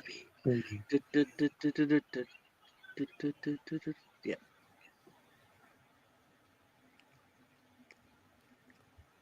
Charlie Hinnan just smiled. That's for Green Street, isn't it? Yeah. Did it for Elijah Wood. Their accents were terrible. But they didn't have the worst British accent in movie. No. That title goes to Don Cheadle in Ocean's 11, who I believe his character was called Basher Tart, and he was like, "You could get a bit of Barney." And they'll look at George Clooney and Brad Pitt and that all just staring at him. He's like, "Barney Rubble, trouble." I think I lost one of my 9 lives watching that. Yeah. Damn journo. Obviously, again, referring to Green Street and their mindset on journalists and all that, not knowing that obviously there was one in the family. My favourite football movie is The Football Factory. Yeah. And there's no football in it, but it's brilliant. Yeah. The irony. Yeah. The only football in it is actually when they're fighting at the kids' kickabout. Yeah, the kids Sunday league game or something like that. And was it Chelsea and Millwall fan kicking off like you ain't got a fucking chance. I'm gonna have your head off. And the kids are just saying like you smack your old bird around. And the kids just stopped at one point and just looking like back and forth like what the fuck is going on? And the rest like.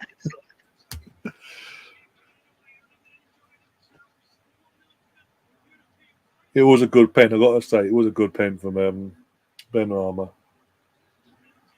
Fiorentina with the absolute desperation here. Oh, here we Clinging go. onto everything like a baby clinging onto a tit. Oh my God. What a block that was from the new first leg defender there. Who's been booked now? Bloody I've seen the refs blow the whistle and turn around and give a booking to someone. Russ, have you thought of a show for Saturday yet? I need to find Russ, it's your job this week. a thumbnail. I need to find a thumbnail that suitably matches your pick. Russ says his favourite football movie is Mean Machine, the UK. I'm assuming the UK version and not the Adam Sandler version. Yeah. Well, was it Jason Statham with the goalkeeper? Some Scottish goalkeeper, a monk. Yeah. He's the monk, isn't he? Where he's basically doesn't like the talk, one doesn't that's do in nothing. solitary confinement.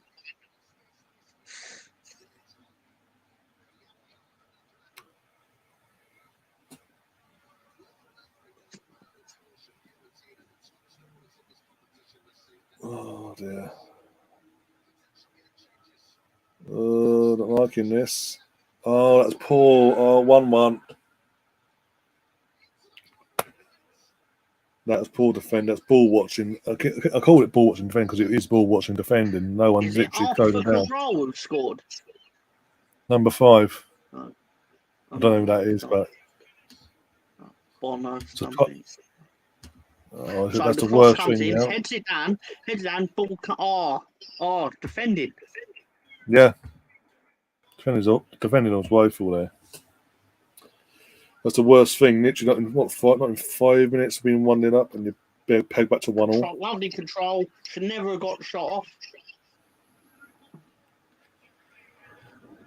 I mean, Declan, I think that's just Declan, but in general, he's the one nearest coming back to get that, but half-hearted.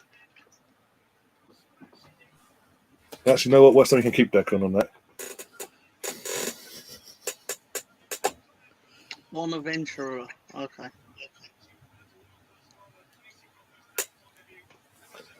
Now, Murph, behave yourself now.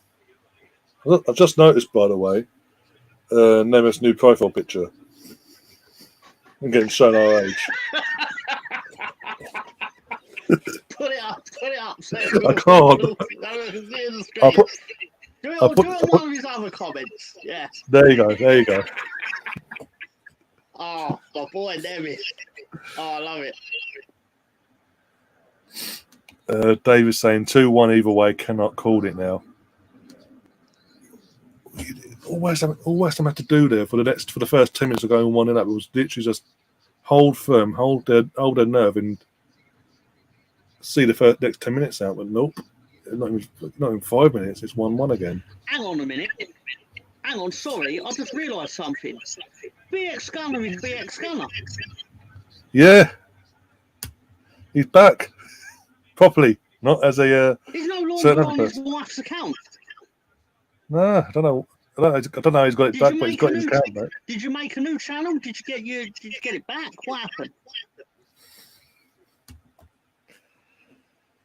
Oh God. Nemeth sent me something on Instagram, so now I've got to check and pray it's not what I'm thinking it is. It's exactly what you're thinking is. It's Nemeth coming up.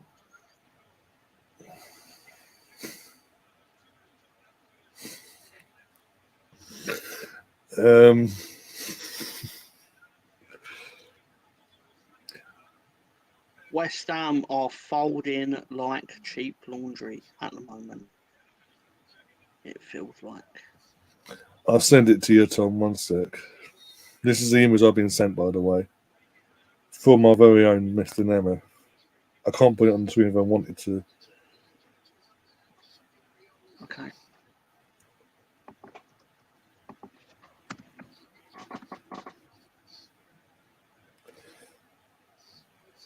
There you go. It's sent.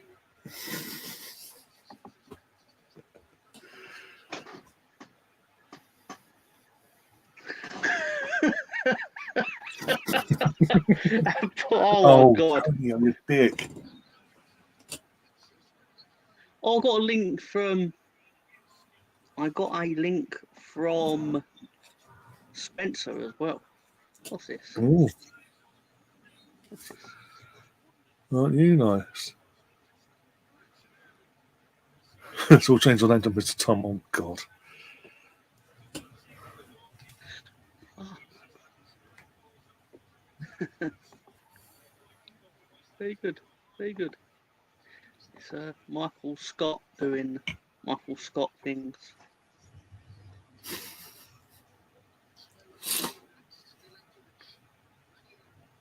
Who's got some goals in this final at least?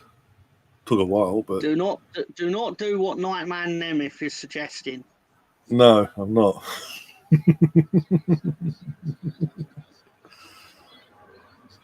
Oh my god! Oh my god! Oh my god! They should have scored that. They should have done, yeah. West Ham are collapsing in front of our Yeah. eyes. Every second ball is being won by a purple shirt. Purple Warriors out there.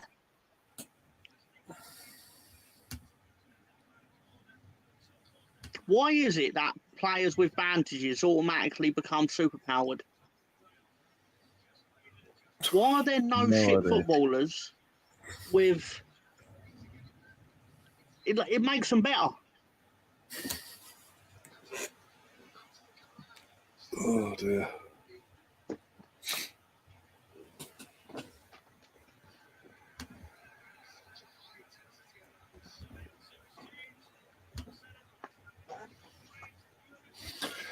And says they're both shit. It's true. I can't disagree with that tonight. But Who actually did it? I have seen that. I have seen that BX, but he looks more like Owen Wilson. So I was doing what Spencer suggested. I was like doing a point. Yeah.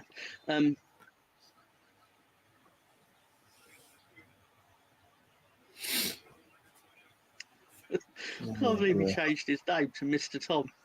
Brilliant. You need to keep it for tonight's show. Going live at midnight. You need to keep it there. It'd be hilarious. For me, anyway. I don't care if anyone else finds it funny. God. There's always one I've got to take it too far to say, isn't there, Mr. Bungle?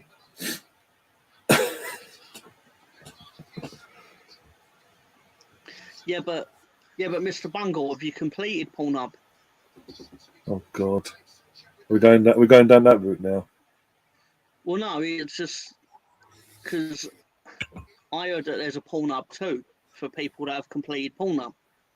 It's what I heard. It's just what I heard. I heard it from a friend. I can't verify it personally. Yeah, another technical timeout from Fiorentina. Yep. So have you got Bamford on your shirt? No, I have not. I learned very quickly at a young age to not put a name on the back of a shirt that isn't my own. It's mental. So you got Junior Firpo on the back instead. No, I should have, but I didn't. No, this is genuinely true. My brother, who supports West Ham, for context, he in, I believe it's 1995 or it might be 1996, purchased a West Ham away kit. For context, I think your cousin might know, it was a cream away kit. And basically had a player, West Ham signed a player from AC Milan called Paolo Futre. And within about a month of him deciding he wanted to be, basically within a month of being in England, he realised he didn't like England and he wanted to leave. So West Ham sold him. So he never actually played like a league game for West Ham. The problem was West Ham wouldn't refund the shirt with the name on the back. Oh, God. Exactly. That's how I learned that lesson. So I think he still has the shirt with the player on the back that never actually played for West Ham. Comes Fornals is getting ready to come on anyway. Pablo Fornals.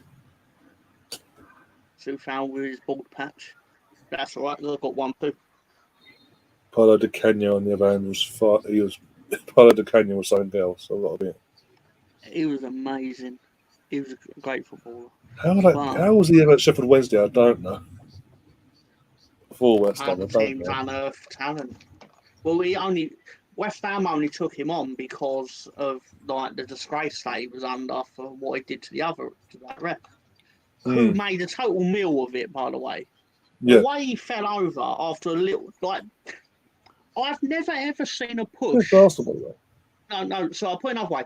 I've never seen someone touch another human being and that human being react with such disparity to the force that was applied. It was unnatural. Yeah. He barely touched him. But you would have thought he had been shot out of a fucking cannon. I believe it was Paul Alcock I'm talking about. Yeah, Paul Alcock, Arsenal, Sheffield Wednesday against Arsenal. It was all kicking off between Parlo and Martin Keown. Who else got involved? And Parlo's gone off. Yeah. But you would have thought that he had tried to kill him. Yeah, basically. If you cut the footage at the point where he actually falls down, you would have thought he'd have punched him. But he didn't. He barely touches him. And then the worst part is everyone's coming out like, oh, Paolo Di Canio's a disgrace. It was like, no, Di Canio should have actually hit him. Yeah, basically. Because the way he got punished for it, he might as well have punched him. May as well, yeah. I'm not actually condoning violence. I'm just saying, like, if you're going to punish violence, have it actually be violence. I mean, Eric Cantona kicked someone in the face, a football fan in the face, remember rightly. Crystal Palace. Exactly. Yeah.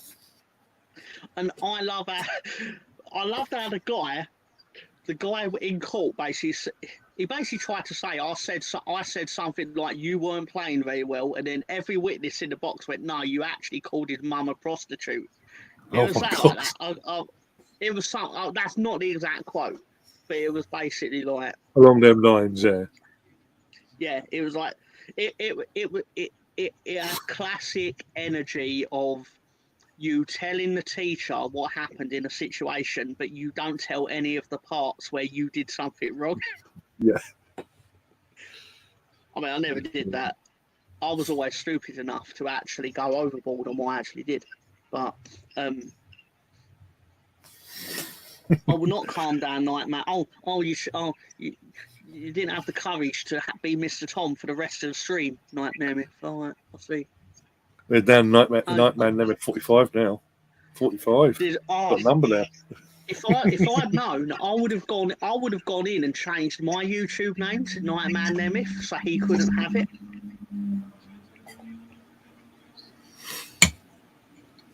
Oh dear. And again, David's quoting part of Cantona's infamous bloody press conference afterwards when the seagulls followed the trawler.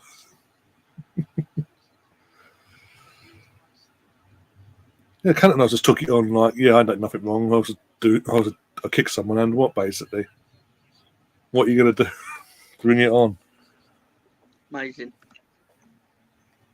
But it's like you say a word, take a sip of water, say another word, more water. It's just like dragging it out. It's just so ridiculous.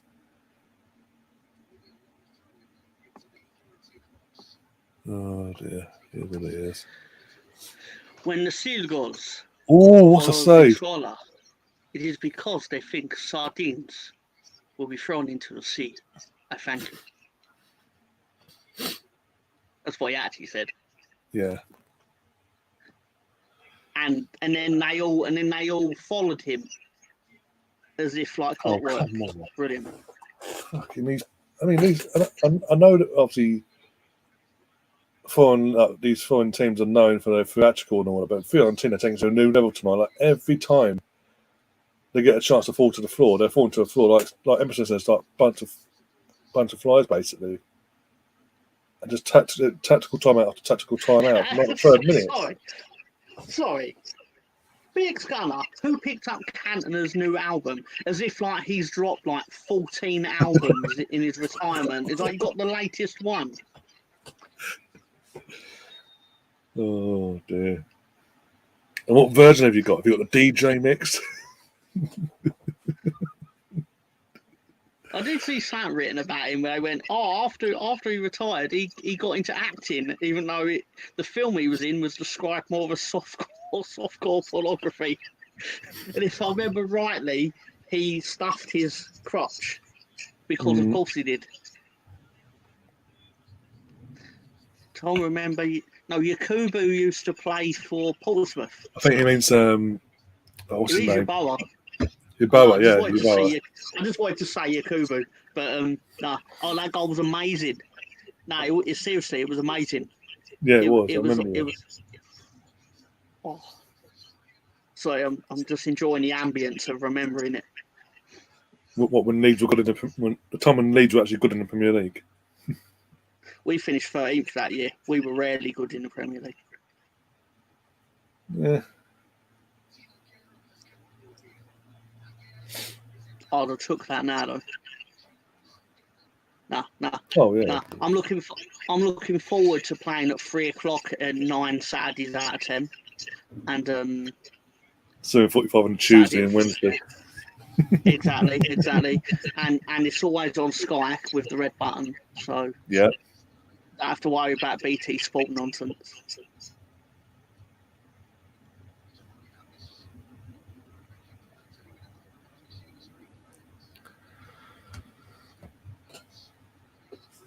Dave saying, I, Daniel Blake, now a stage show. I'll have you know with the original actors except the Vox target himself. That's a good film. Rockstar, rather, he says. Well, yeah, I'm guessing the guy that played Daniel Blake is getting on a bit. Yeah. No, it's a good movie. It's a good movie. Tony Yeboah scored a better goal than his Liverpool goal about 3 weeks later because he managed to get first and third in goal of the season, if I remember rightly. Incredible. I mean, Dennis Bergkamp in one game got first, second, and third against Leicester in 97-98 season. The only Premier League player to do that in Premier League history, by the way, even now. Just putting it out there. One game scores a hat trick, and all three of them. Obviously, when Tony Yeboah goes to Tenerife, Dennis Bergkamp had to go to 11 Reef.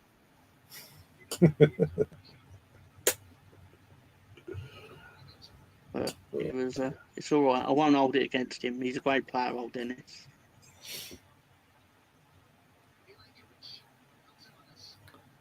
Oh dear. I think Dennis played in many matches against Leeds. That Leeds won.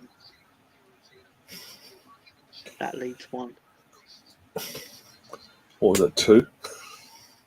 We kept Dennis out a few times, if I remember rightly. I'm trying to think. Eagles coming on for Fiorentina. I am, but I'll never use it. Oh, what's this? Oh, you talk about Nemeth. Ranieri's going off. Okay.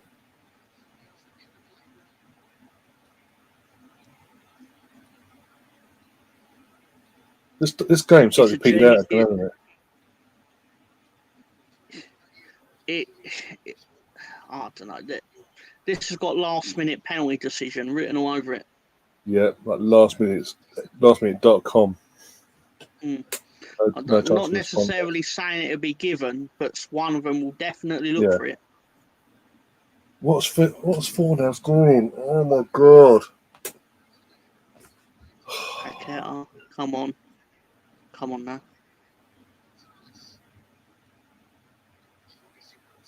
Then if we're doing a show tonight and it's an audience Q&A after we go through the past week in memes, all right? So yeah, you'll get to you can ask the panel questions about whatever you think of on the wrestling. I know you'll think of stuff because that's what you do. Same Colonel Ward, whoever else is watching. It'll be a fun old time. Yeah. That's my biggest fear, Steph, and the chat hasn't actually gone into meltdown yet. Or fully mentor, as you put it, anyway. Oh dear God! And I would argue this game's been worse than last week. And you guys have behaved yourself, so fair play. This game is Not been it's played out how I expected because they're both so nervous. Because both teams are not usually in this situation. Yeah, true.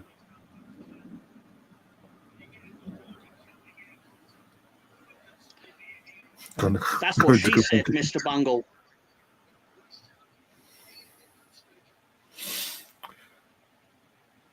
When Sam arrives, it'll go.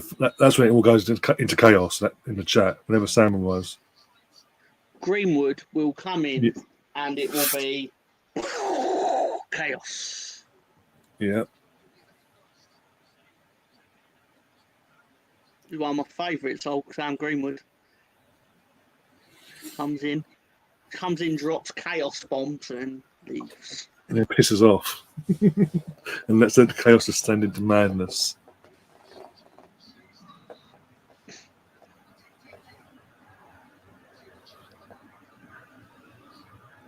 I think it should become like a tradition now that whenever someone's about to create chaos in the chat, they have to go, "There's a lady in here, everyone. Watch your language." Yeah.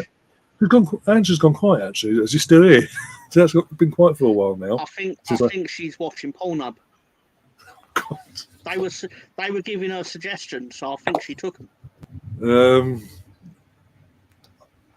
I don't know how to respond to that. It looks so right. Hey, dear. I'm not judging what anyone's into. Even Ange. No, but obviously my on Pornhub. Fucking With the search function. Not judging. That's not. I ain't got the time to do that. It's 2023. People are free to do what they want.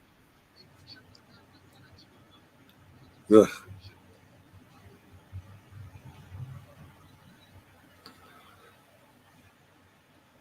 To Fiorentina, chasing down the pitch. West Ham running after the ball. West Ham managed to put the ball out for a throw into Fiorentina, but they've not actually, because the ball didn't go out of play. I weren't paying attention. So I'm gonna do my David Attenborough, and that's a big save. It's a big save from Aviola.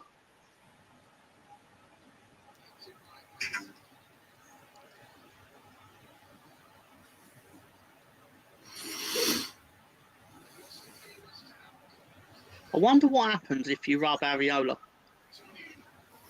Like, if you rub up against him, what happens? Does he... Anyway, sorry. That's it's not PG. Anyway. No, not really. Oh, yes, she is. Angie's back.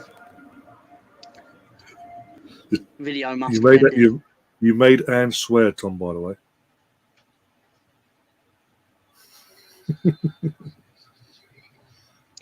Some say it'll be the first time, but it won't be the last time.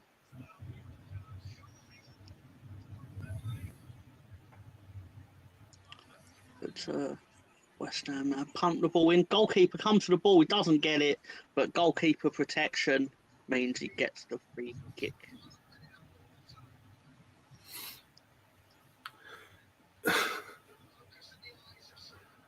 Anne says she's really bored now. I can't disagree or blame her. I was hoping this would be better than last week, but yeah. We arranged for 2 goals for her. I mean, what more does she want?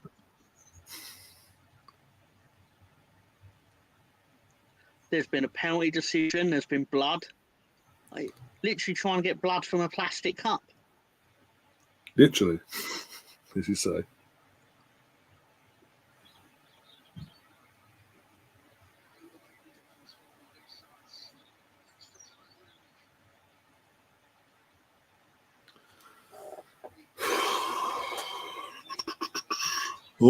Bowen's through. Who's Bowen? Bowen! 2-1! West Ham, last minute, as you said, Tom. Would he be offside though? But he has put the ball in the net. Oh my God, it's 2-1 West Ham. East London is going to be a blaze of fire tonight if this counts. And West Ham pulled this off now. Literally 89th minute going into injury time. Bowen. Is he offside? I don't think he is. I think he's onside, mainly because I want I him think to be. he is, but you never know. I'm just saying I want to watch the replay itself. But yes, that's a good goal. Well taken from Bowen. That's who you want the ball to be at, not fucking What a finish. just like the neighbours. I don't blame you, David. I don't blame you. Oh, he's on. He looks on. What a finish, though. Well done, Bowen. Are you And bored right the now, West Ham Rand? end behind that goal erupts into chaos. Come on. And sitting there with a pipe and cigarette, and she's just like, It's like 2-1 doesn't entertain me.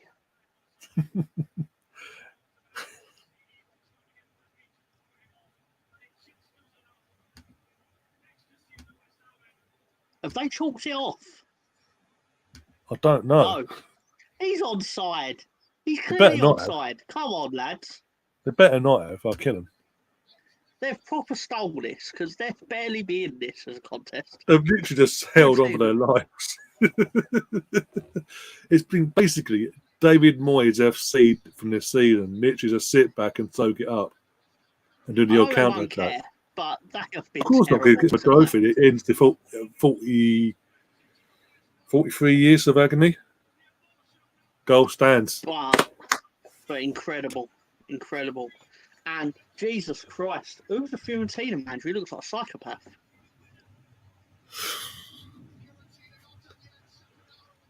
Oh my God. I think I will be here Saturday night for the Champions League final. Oh yes.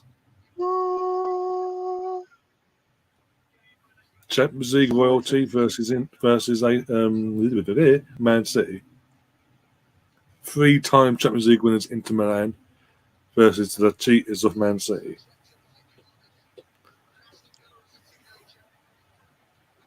Just think West Ham have won more than Tottenham. Not yet. Fair, it's not over yet. To be fair, Leeds have won more than Tottenham in the last 30 years.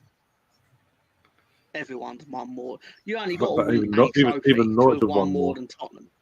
Yeah. Even Norwich have won more than Tottenham. Leicester have won more than Tottenham. Harry Kane is crying. Is he capable of crying? I thought the only liquid that comes out of him is through his mouth when he spits. That's what I thought, but apparently we never know something we don't. Crying. Oh, Bonner's coming on. It's literally every man beyond the ball now. And Tanya's coming off, and David Moyes is getting every man beyond the ball. Defence FC to the team now. David Moyes is like, right, how many subs have we got left? Get the ball on. Every defender and you sub goalkeeper, on you go. I'm going to try and do it one at a time. Oh, amazing.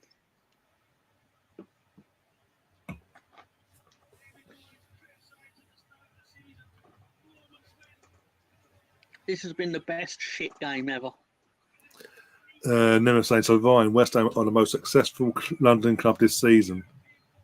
Don't start that debate. They are. It's not a debate, is it? If they hold on, because they've won a trophy. Fair enough. That's true. That's true. There's a trophy that's kept them in Europe for next season. This 50 seconds is going to feel like a lifetime to to West Ham supporters. What way for Declan to go out though? To end the 43-year drought as captain and lift the trophy. Then come to Arsenal, get used to the winning feeling over Arsenal. Yeah. Hopefully. See, the England midfield pairing of Calvin Phillips and Declan going on to a major success. That's the hope. Especially if Declan comes to us, especially that. And the ball was gone out. It's a throw-in. We've got 5 seconds left of regulation time. Yeah. 5 seconds. Fiorentina have got the ball. They pump the ball into the box. It drops the purple shirt. West Ham get it out. Oh, the ball has now landed back to a purple shirt. He goes to the left. Is he going to give it to the man to the left of him? No. Oh, he's nearly getting caught out. And the referee has... No, he's not ended it. The ball's still coming now. West Ham have got possession of the ball and they're going to launch the ball forward. West Ham are all looking at the ref as if to go like, mate, fucking end this contest. Please put us out of our miseries. No, I'm not disregarding. I'm just saying the last time Leeds won the title was 30 years ago, BX. It was literally in 1992. Yeah. Has David Moyes ever won a trophy in his career? Hasn't he? I don't believe so. I don't think he has he? Because he had the FA Cup final, you know. Your trolling's not going to work because they've literally got the ball in the Fiorentina half.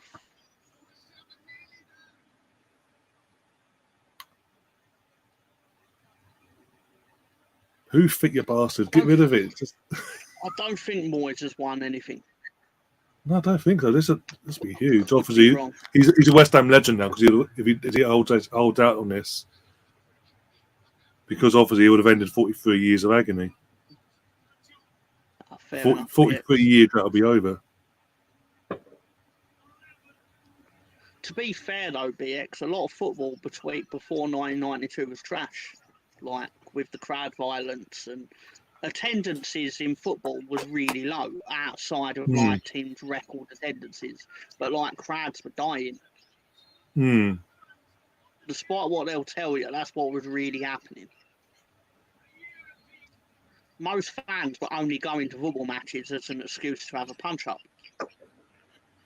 Yeah. Bowen has gone in the book. We're in the 7th minute, and in my stream, we're still going. Despite what people say, we're still going. Okay. And purple shirt is not on the ball.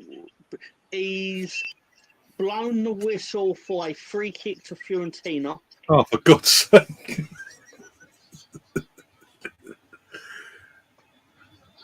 I remember when Fiorentina was sponsored by Nintendo. That's what I'm going to say. Yeah.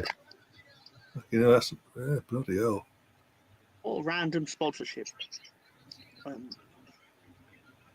Looks good on the shirt because of the home colour of their shirt. It did look good though. Yeah. That's what I keep expecting to see it. They're all the Fiorentina players are trying to pull the goalkeeper up. They're all trying to pull the goalkeeper up as if, and it's done. It's done. The Hammers have won a European trophy again. Congratulations. Leonardo da Vinci, your boys have taken one hell of a beating. And I know he's in Venice, but whatever. There we go. Finally, what's got on mine. The West Ham fans, West Ham players, sorry. Invader picked up Batistuta, Rui Costa. Bloody hell, that's going back. But yeah, 43 years. 1980 was the last time they won any trophy whatsoever, and they've had to wait 43 years, and it's over. Hey, they won the playoff final. They won the playoff final. You get a trophy. They don't count it as that. You literally get a trophy. But they haven't counted that themselves. Don't start that. They're not going to now, are they? Of course they're not going to now as it suits them. But I bet 3 weeks ago they were like, oh, we won the playoff. We lifted the trophy. It was a great day out at Wembley. And David Moyes is now a West Ham legend, set for life. He'll never leave West Ham because obviously he's got shop security for life. Oh, no, I'd sack him tomorrow. His first trophy after all the debacle. Oh, you know what? I've got to say, I'm happy for David Moyes because obviously all the crap he had to deal with at Man United and that 8-9 month spell and the debacle and what they did to his career at the time. And for him to come back, eventually turn things around. They should have. There's Declan going. I think he's, unless he's nephew or something. But it taking David Moyes 10 years to turn it around is not the redemption arc that. I know that, but I'm just saying after all the shit he got given by United fans and all that, even still, since then as well. What do United fans know? I don't know anything. Arteta's won an FA. Craig, Arteta's won an FA Cup, so you can't give that comparison because I go for Arteta all day long.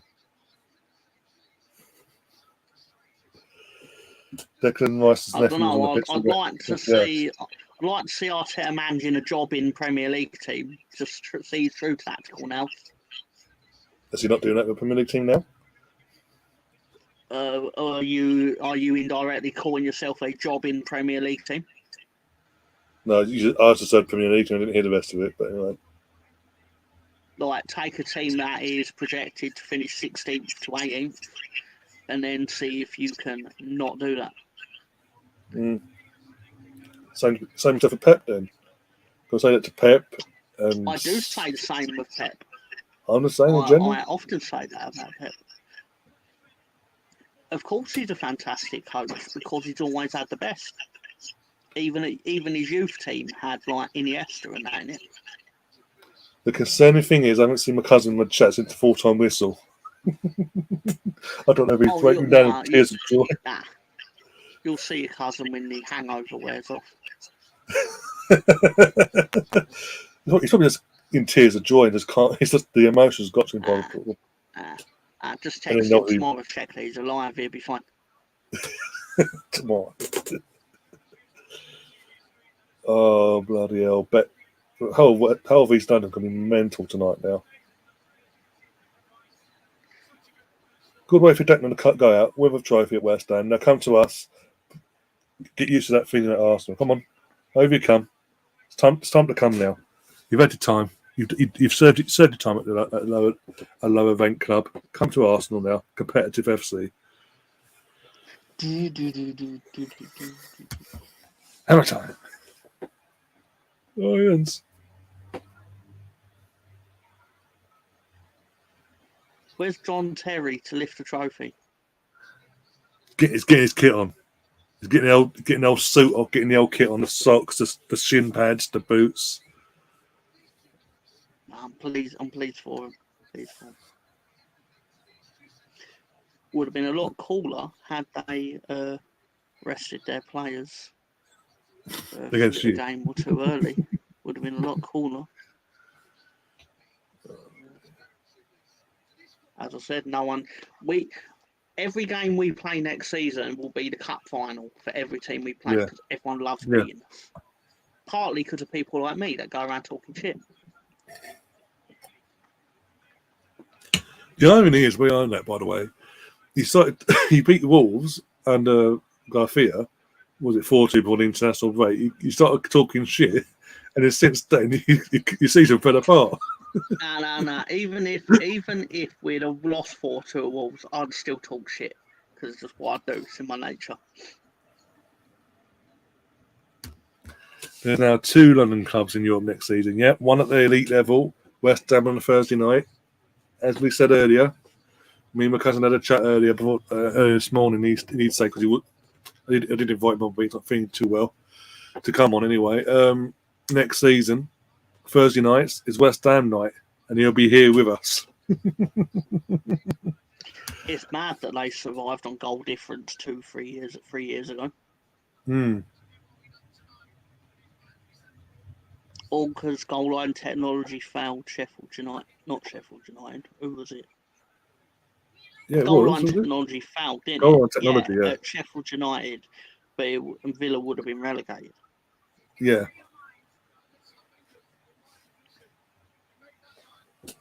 And now look at Villa they're in Europe as well. So it goes to show, innit? The villains always win. Nemeth changed his profile picture to Harry Kane by the looks of it in a car park. Upset. No, it's still Gordon on mine. You got Gordon on one. There's Gordon there. Oh, he's I'll got go to his next comment. There's 2 Nemeths. What the hell? Oh, it's the same one. He's just changed it now. David's saying in the chat as well, Vice's nephew see him all the time at West Ham. So that's a polite young man.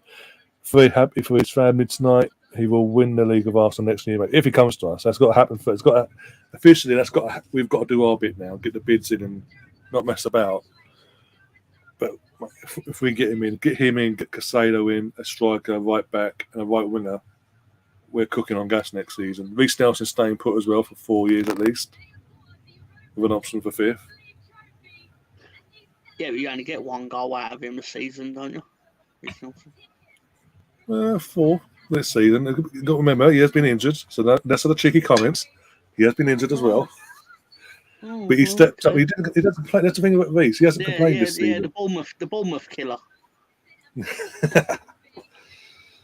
If we hadn't dropped points against Liverpool, West Ham, and bloody Southampton, if you'd have won every game, you'd have won the league, wouldn't you? It's them 3 games in particular. Them 3 games are what, if you look at it, them 3 games are what cost us the title in the end. Because of the momentum went against us then. The momentum went against us then. Casado and Savic, ASAP says BX. Yep, I'll take that all day long. But I've also said this David earlier as well. In terms of Declan Rice, if he wants to stay in London, it makes sense for him to come to us. If he doesn't want to uproot his family and this, that, and the other, move either abroad or up there into the country, it makes sense to come to us because we're in London. We offer Champions League football. The club's going in the right direction. He knows a good bulk of our squad as well because of international football and all that. Ramsdale, Benjamin, Saka, Smith Rowe as well, briefly. So he knows. He always has a connection with certain players. He doesn't need that time to click with new teammates either because he already knows some of them. It's the cat kicker. Again, it's nice to see villainy is always punished. He went off injured. European trophy winner. Someone nice who's injured. To see the good guys win in the end, isn't it? West Ham have more European trophies than Ipswich. Lot of a proud record. Oh dear, had to come to an end sometime. What has he done? What's Maxwell Cornet done to his hair? So he's tried dyeing it, but he's left certain bits his natural colour. I'm assuming by mistake.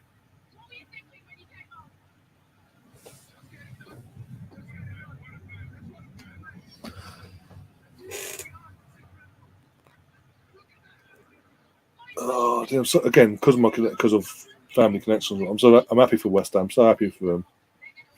This makes things even worse for Chelsea now because even though West Ham are the only London club lower than Chelsea have had a better season than by winning the trophy. Fucking Stefan trying to leash off of this. Ipswich play West Ham often in friendlies. Oh, we primed them for this in the summer. Oh, yeah, you got them ready, stoked them up.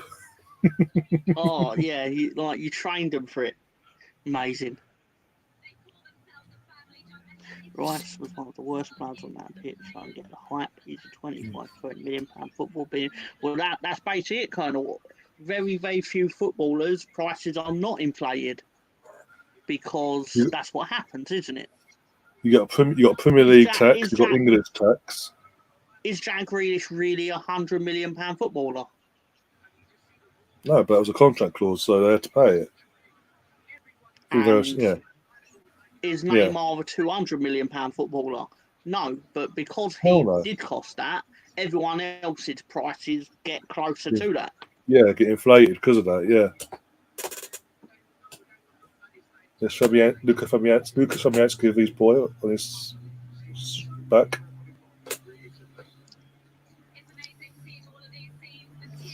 Mr. Bungle just saw Rice and McDonald's. I'm sure it's not Declan, but okay. Never said I saw Rice in a Chinese restaurant. Oh, you fuckers. You absolute fuckers. Serving instead of salad.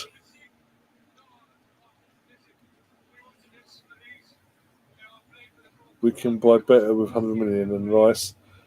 Oh, Kevin Nolan's on the chat.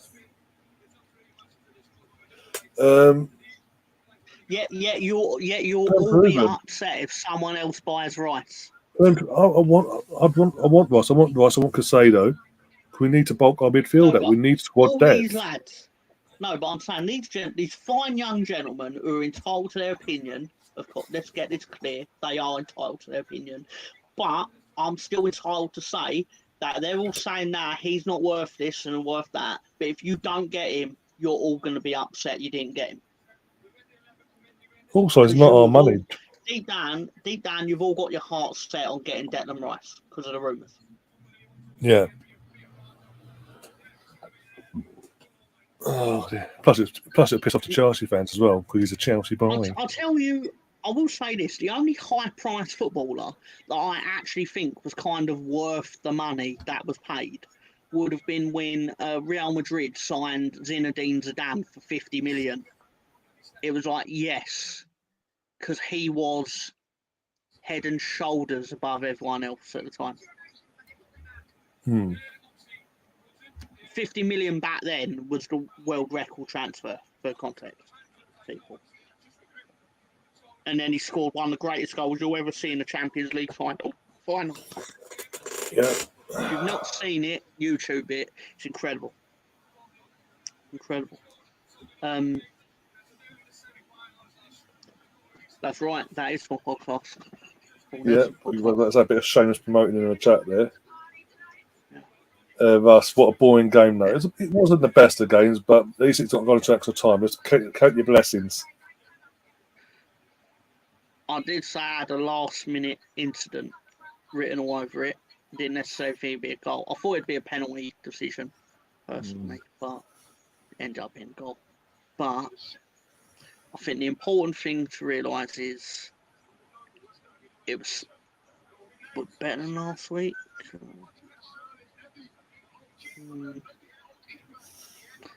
I'm pretty sure Saturday's going to be more exciting when we just watch Man City pass the ball around Inter Milan for an hour and a half. Yeah. And then bring on Calvin Phillips with 40 seconds left, just a proper embarrassment. And he heads home the only goal of the game, 1-0. Boom. If that happened, I would lose my shit.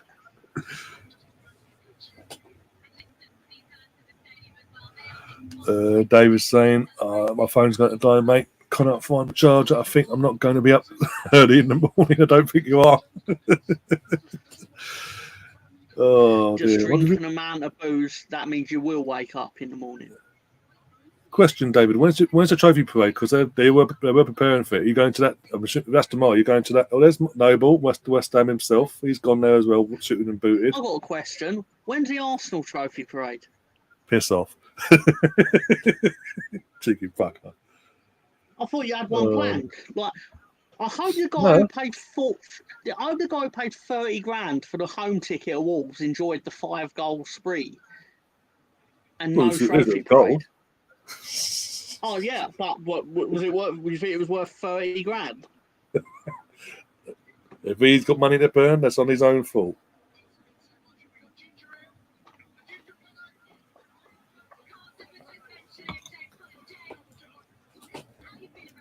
Tomorrow afternoon, anyways. I'm assuming that if the trophy parade's tomorrow, I'm assuming you're going to that, David. If not, be on Friday. I'm glad you asked, Nemeth. The Full Nelson podcast. Oh shit! I meant to do my tweet about it. Yeah, but you hurry up on that one. The Full Nelson podcast is live.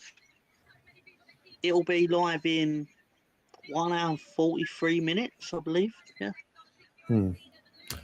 That's inaccurate because I'm never on time. Never on time. Always 2 minutes late, and it's usually Tony Turner's fault. Yeah, Russ just pointed out, by the way, 3 Italian teams in all 3 European finals this season. 2 have lost now. Let's just say City got the treble in every aspect. I did say on John Sinclair's channel, John Sinclair TV, I did point out to him that all 3 Italian teams are going to probably lose the finals before the 3. Well, before the final, yeah. It just, you know, I mean, it just. Yeah, I know you mean. It felt like they were outmatched in all 3 of them, and obviously it could have easily been 2-1 to Fiorentina tonight. But it just feels like the football gods were shining down on anyone that wasn't Italian. Basically, yeah. Inter have a great chance. They do in the context that it's a That's 2-horse 50-50. race. It's a 50-50 chance. Yeah. Yeah, they have a great chance in that respect. But it is going to be like one of the more one-sided finals in terms of prediction, right? Like, who's really going to sit there and put their money on Inter Milan? I mean, you should put money on Inter Milan if you're going to, because you will. That's what the money is. Yeah. Well, you can potentially win a lot of money on Inter Milan, but you probably will get nothing because they're probably not going to win. Because the robot is probably going to play, and yeah, he said. I don't care what anyone says. He was saving himself for this weekend. He was not putting out anything he didn't have to on the FA Cup final. Here comes Fiorentina getting their runners-up medals. Yeah, I saw an article where basically like they were asking defenders that. Yeah, you can. I was asking. They were interviewing defenders that have played against Haaland, and they went, I won 99% of my tackles against Haaland. He still scored. But 1%. That 1%, well, was not perfect. He scored. Yeah.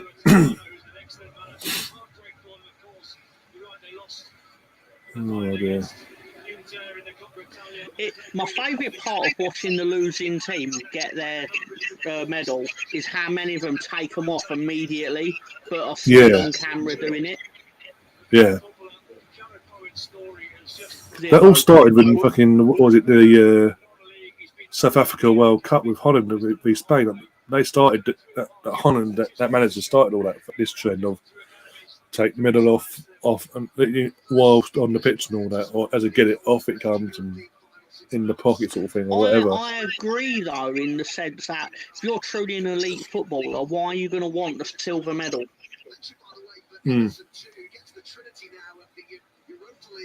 I understand why they present it as well. I'm not saying that's a waste of time, because of course it's still a thing, and if they are poor in the future, they could sell it.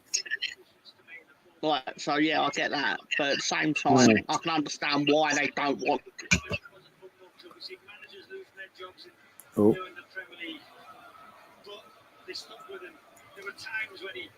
We've got a Tom that's frozen on the screen. Yeah. David Moyes. Yeah. Oh. Well, whilst wait for Tom to come back properly, David Moyes is leading the line and leading his team up to get their winners' medals and get their hands on that trophy. There he is.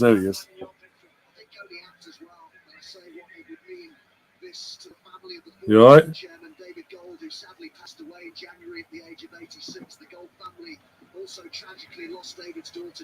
You're fine, mate. But I say.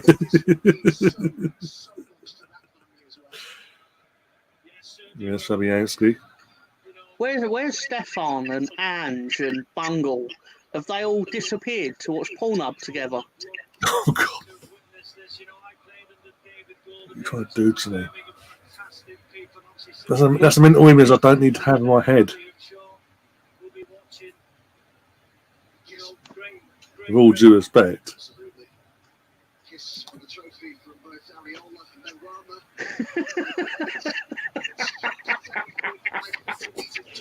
Sorry. Why have they got Kermit the Frog's like dental records as the the arc? It looks like the dentist impression of Kermit the Frog. Yeah.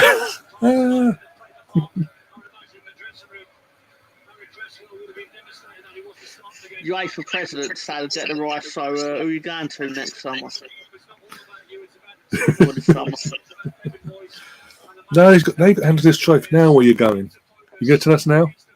Yeah, That I'm a trophy gunner. looks like something. That looks like something Patrick Swayze would have made on the pottery table in Ghost. Yeah. Here we go. Declan Rice gets his hand on the trophy, gives it a kiss. Congratulations. Here we go. Goes over to the team. Oh. Here we go. Boom. There you go. Lifting the trophy, getting shoved off the mat. Right at the West Ham. They didn't last very long on the mat, did they? No, it's just like, hey, off we go. Onto the pitch. I wonder what the Fiorentina fans are doing right now. We're waiting outside. We're going to lynch them iron bastards. That's what we're probably doing. Probably gone out, going all the way around to where the West Ham end is, and waiting for them. We'll punish you for celebrating against us. How dare your team beat us on a counter attack?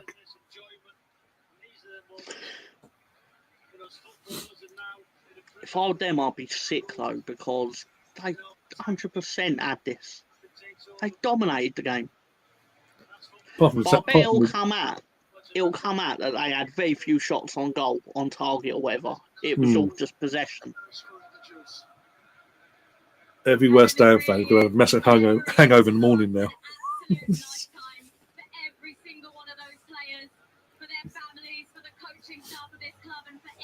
How long do you reckon till West Ham start launching winners merchandise on their website? Tomorrow, probably. 9 a.m. It's already gone to the press, I'd imagine. Yeah. The printing press. Yeah.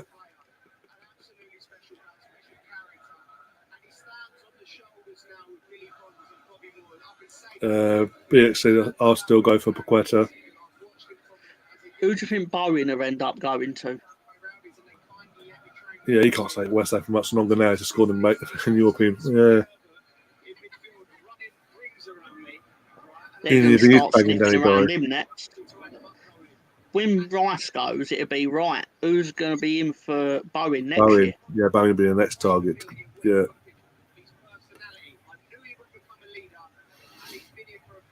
Fabianski finally winning a trophy. He won a trophy at Arsenal. Don't start that crap. Yeah, FA Cup 2014. That's not a real trophy, though, is it? It's bigger trophy than Carabao Cup. Bigger trophy than this. It's literally not a bigger trophy than this, because this trophy is massive. What I mean. Trophy is fucking it's like fucking. You can kill someone if you hit him with it. It's a weapon. Bowen to Tottenham to replace Kane. I don't think he's that desperate. He just want a trophy. He wants to win. He's got that winning feeling. He's not going to retire from winning trophies by joining Tottenham. Plus, I think his father-in-law might kill him if he went to Tottenham from West Ham. Even if he went to Chelsea, he'll be lynched by his father-in-law. So West Ham got enough. Bowen to Chelsea. Chelsea got enough attackers anyway. Do you think the RSPCA will sign Zuma? He'll be their poster boy now. You watch. I'll tell you this though. Congratulations to West Ham. I'm not. You deserve it overall because you've been very good in the tournament itself. Unbeaten, yeah. Yeah. But to be fair, I fully expect Aston Villa to be in this seat next season. Because Ryan, my missus said she's kicking me out because of my obsession with Holy Falls and Horses. I said, okay, I'll fetch the suitcase from the van. And if you don't ask questions, brother, I'm your man. Do do do do do do do do do do do. UK gold. It's the only thing keeping them in business. Pretty much, especially at the weekends. If I see the Jolly Boys out in one fucking more time, I'll go mad. All the fucking time. See, I have it on DVD. I have all the episodes on DVD, so I'll just watch it I mix it up. I don't watch the same thing over and over and over. Like same episode. I'll watch one episode like Miami twice, and then about a year later I might go back to it if I want to or not. And then just the same mix it all up. But yeah, I wouldn't to watch the same thing over and over again like every other week. I've seen it so many times, Johnny Boy's outing, that I can just go, oh my God, this is such an easy question. Anyone can get it. And then it's like, what is a female swan? That's right. Bick. Oh, you can tell somebody, help. You can tell somebody, help. Amazing. Oh, dear. Dill doesn't mess up everything he does. And then the coach explodes. Our coach is just blown up. The best bit of timing ever. Favourite characters of Only Fools and Horses has to be Trigger. Oh, it's my dolphin. Who gives a shit? Oh, hang on. Oh, yes. I too have also left my suitcase on the bus. And then Trigger.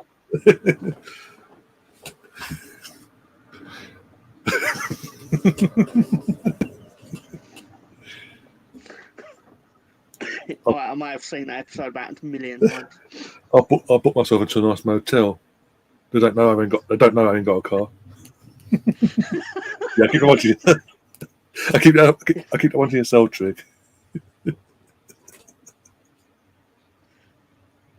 Well, sorry to anyone who's here for the football, but it's just turned into a Only Fools and Horses podcast. We have done one. We have done one of them on the channel a couple of years back in the lockdown and all that. Me, Sam, Russ, I think Melvin as well. He's on the channel still, so do check it out.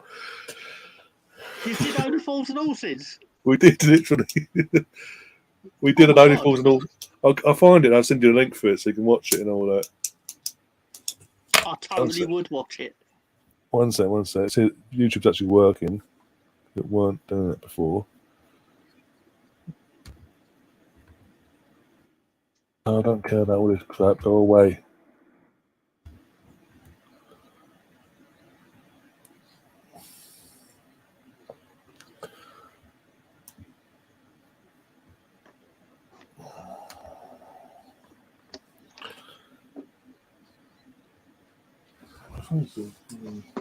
How's it working, isn't it?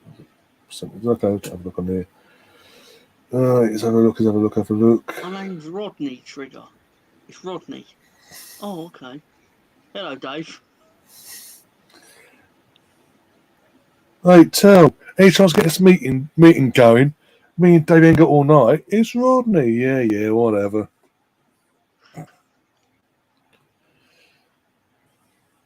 We do have lives, guys. We do have lives. Watch and learn, Trigger. Watch and learn. When he falls through the bar. Boom.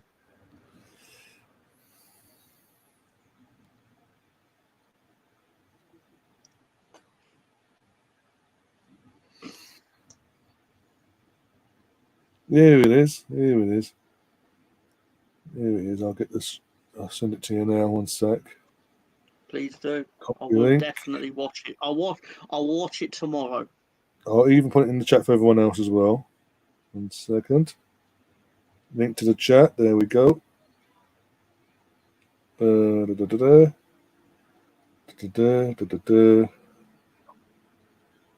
Paste. And there you go. I'll send it to you as well. Incredible. Thank you. I'll actually watch it tomorrow. Because obviously I'm doing my wrestling thing in an hour. But, yeah. West Ham are the champions. What about this? What was it? Sleepless Night in Peckham with when they were stuck in a bloody supermarket, held up in the supermarket robbery, set up robbery. The Shadow. The damn elusive Shadow. Oh dear! It all turned out to be, as I say, it all turned out to be a setup, and bloody Dale's like, right, you either go to help him and say you've set this up, or you give him a job. He gets his, baguette, and goes, there you go, there you go, there you go. You can use this as a fucking truncheon, mate. There you go. Oh dear. I think porridge is better. I think we're going down that route now.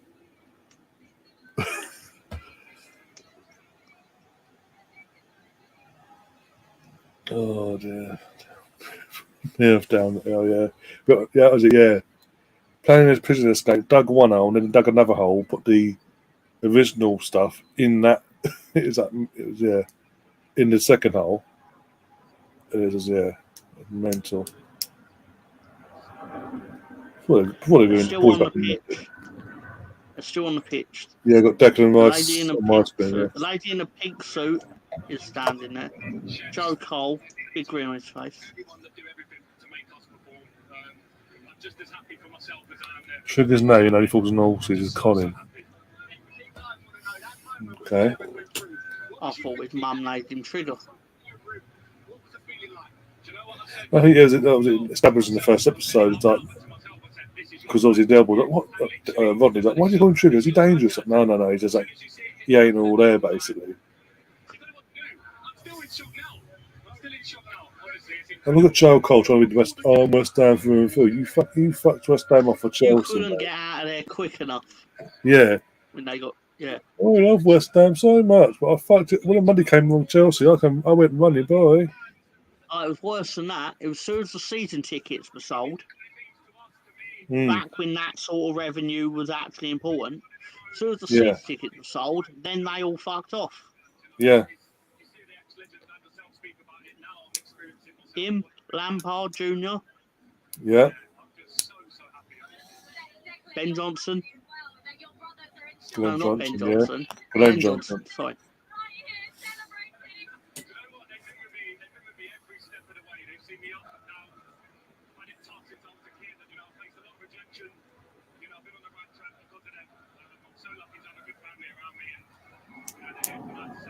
But it's a big night for West Ham.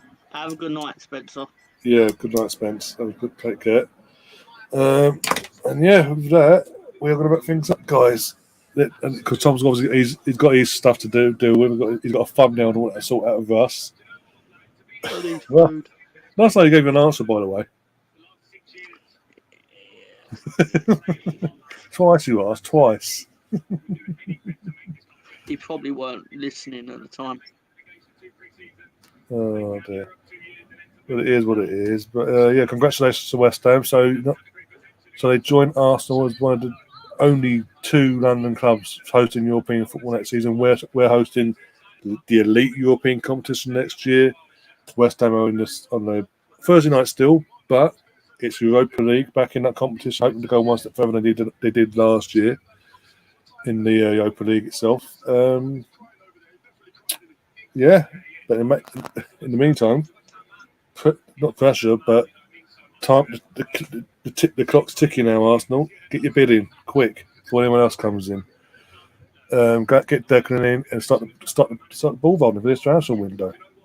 Aside from that, as I say, West Ham, congratulations all the West Ham fans. Enjoy this, soak it up, because as I say, these are the first in 43 years, so you never know when the next one's around the corner or not. Yeah, we'll see you soon. Enjoy your evening. Don't be too hungover for work in the morning. I think everyone in East London will not be working tomorrow, more likely. But we'll see what it is. Rightly so, waited long enough. But until then, guys, as always, up the Arsenal. Not Leeds. Leeds is shit.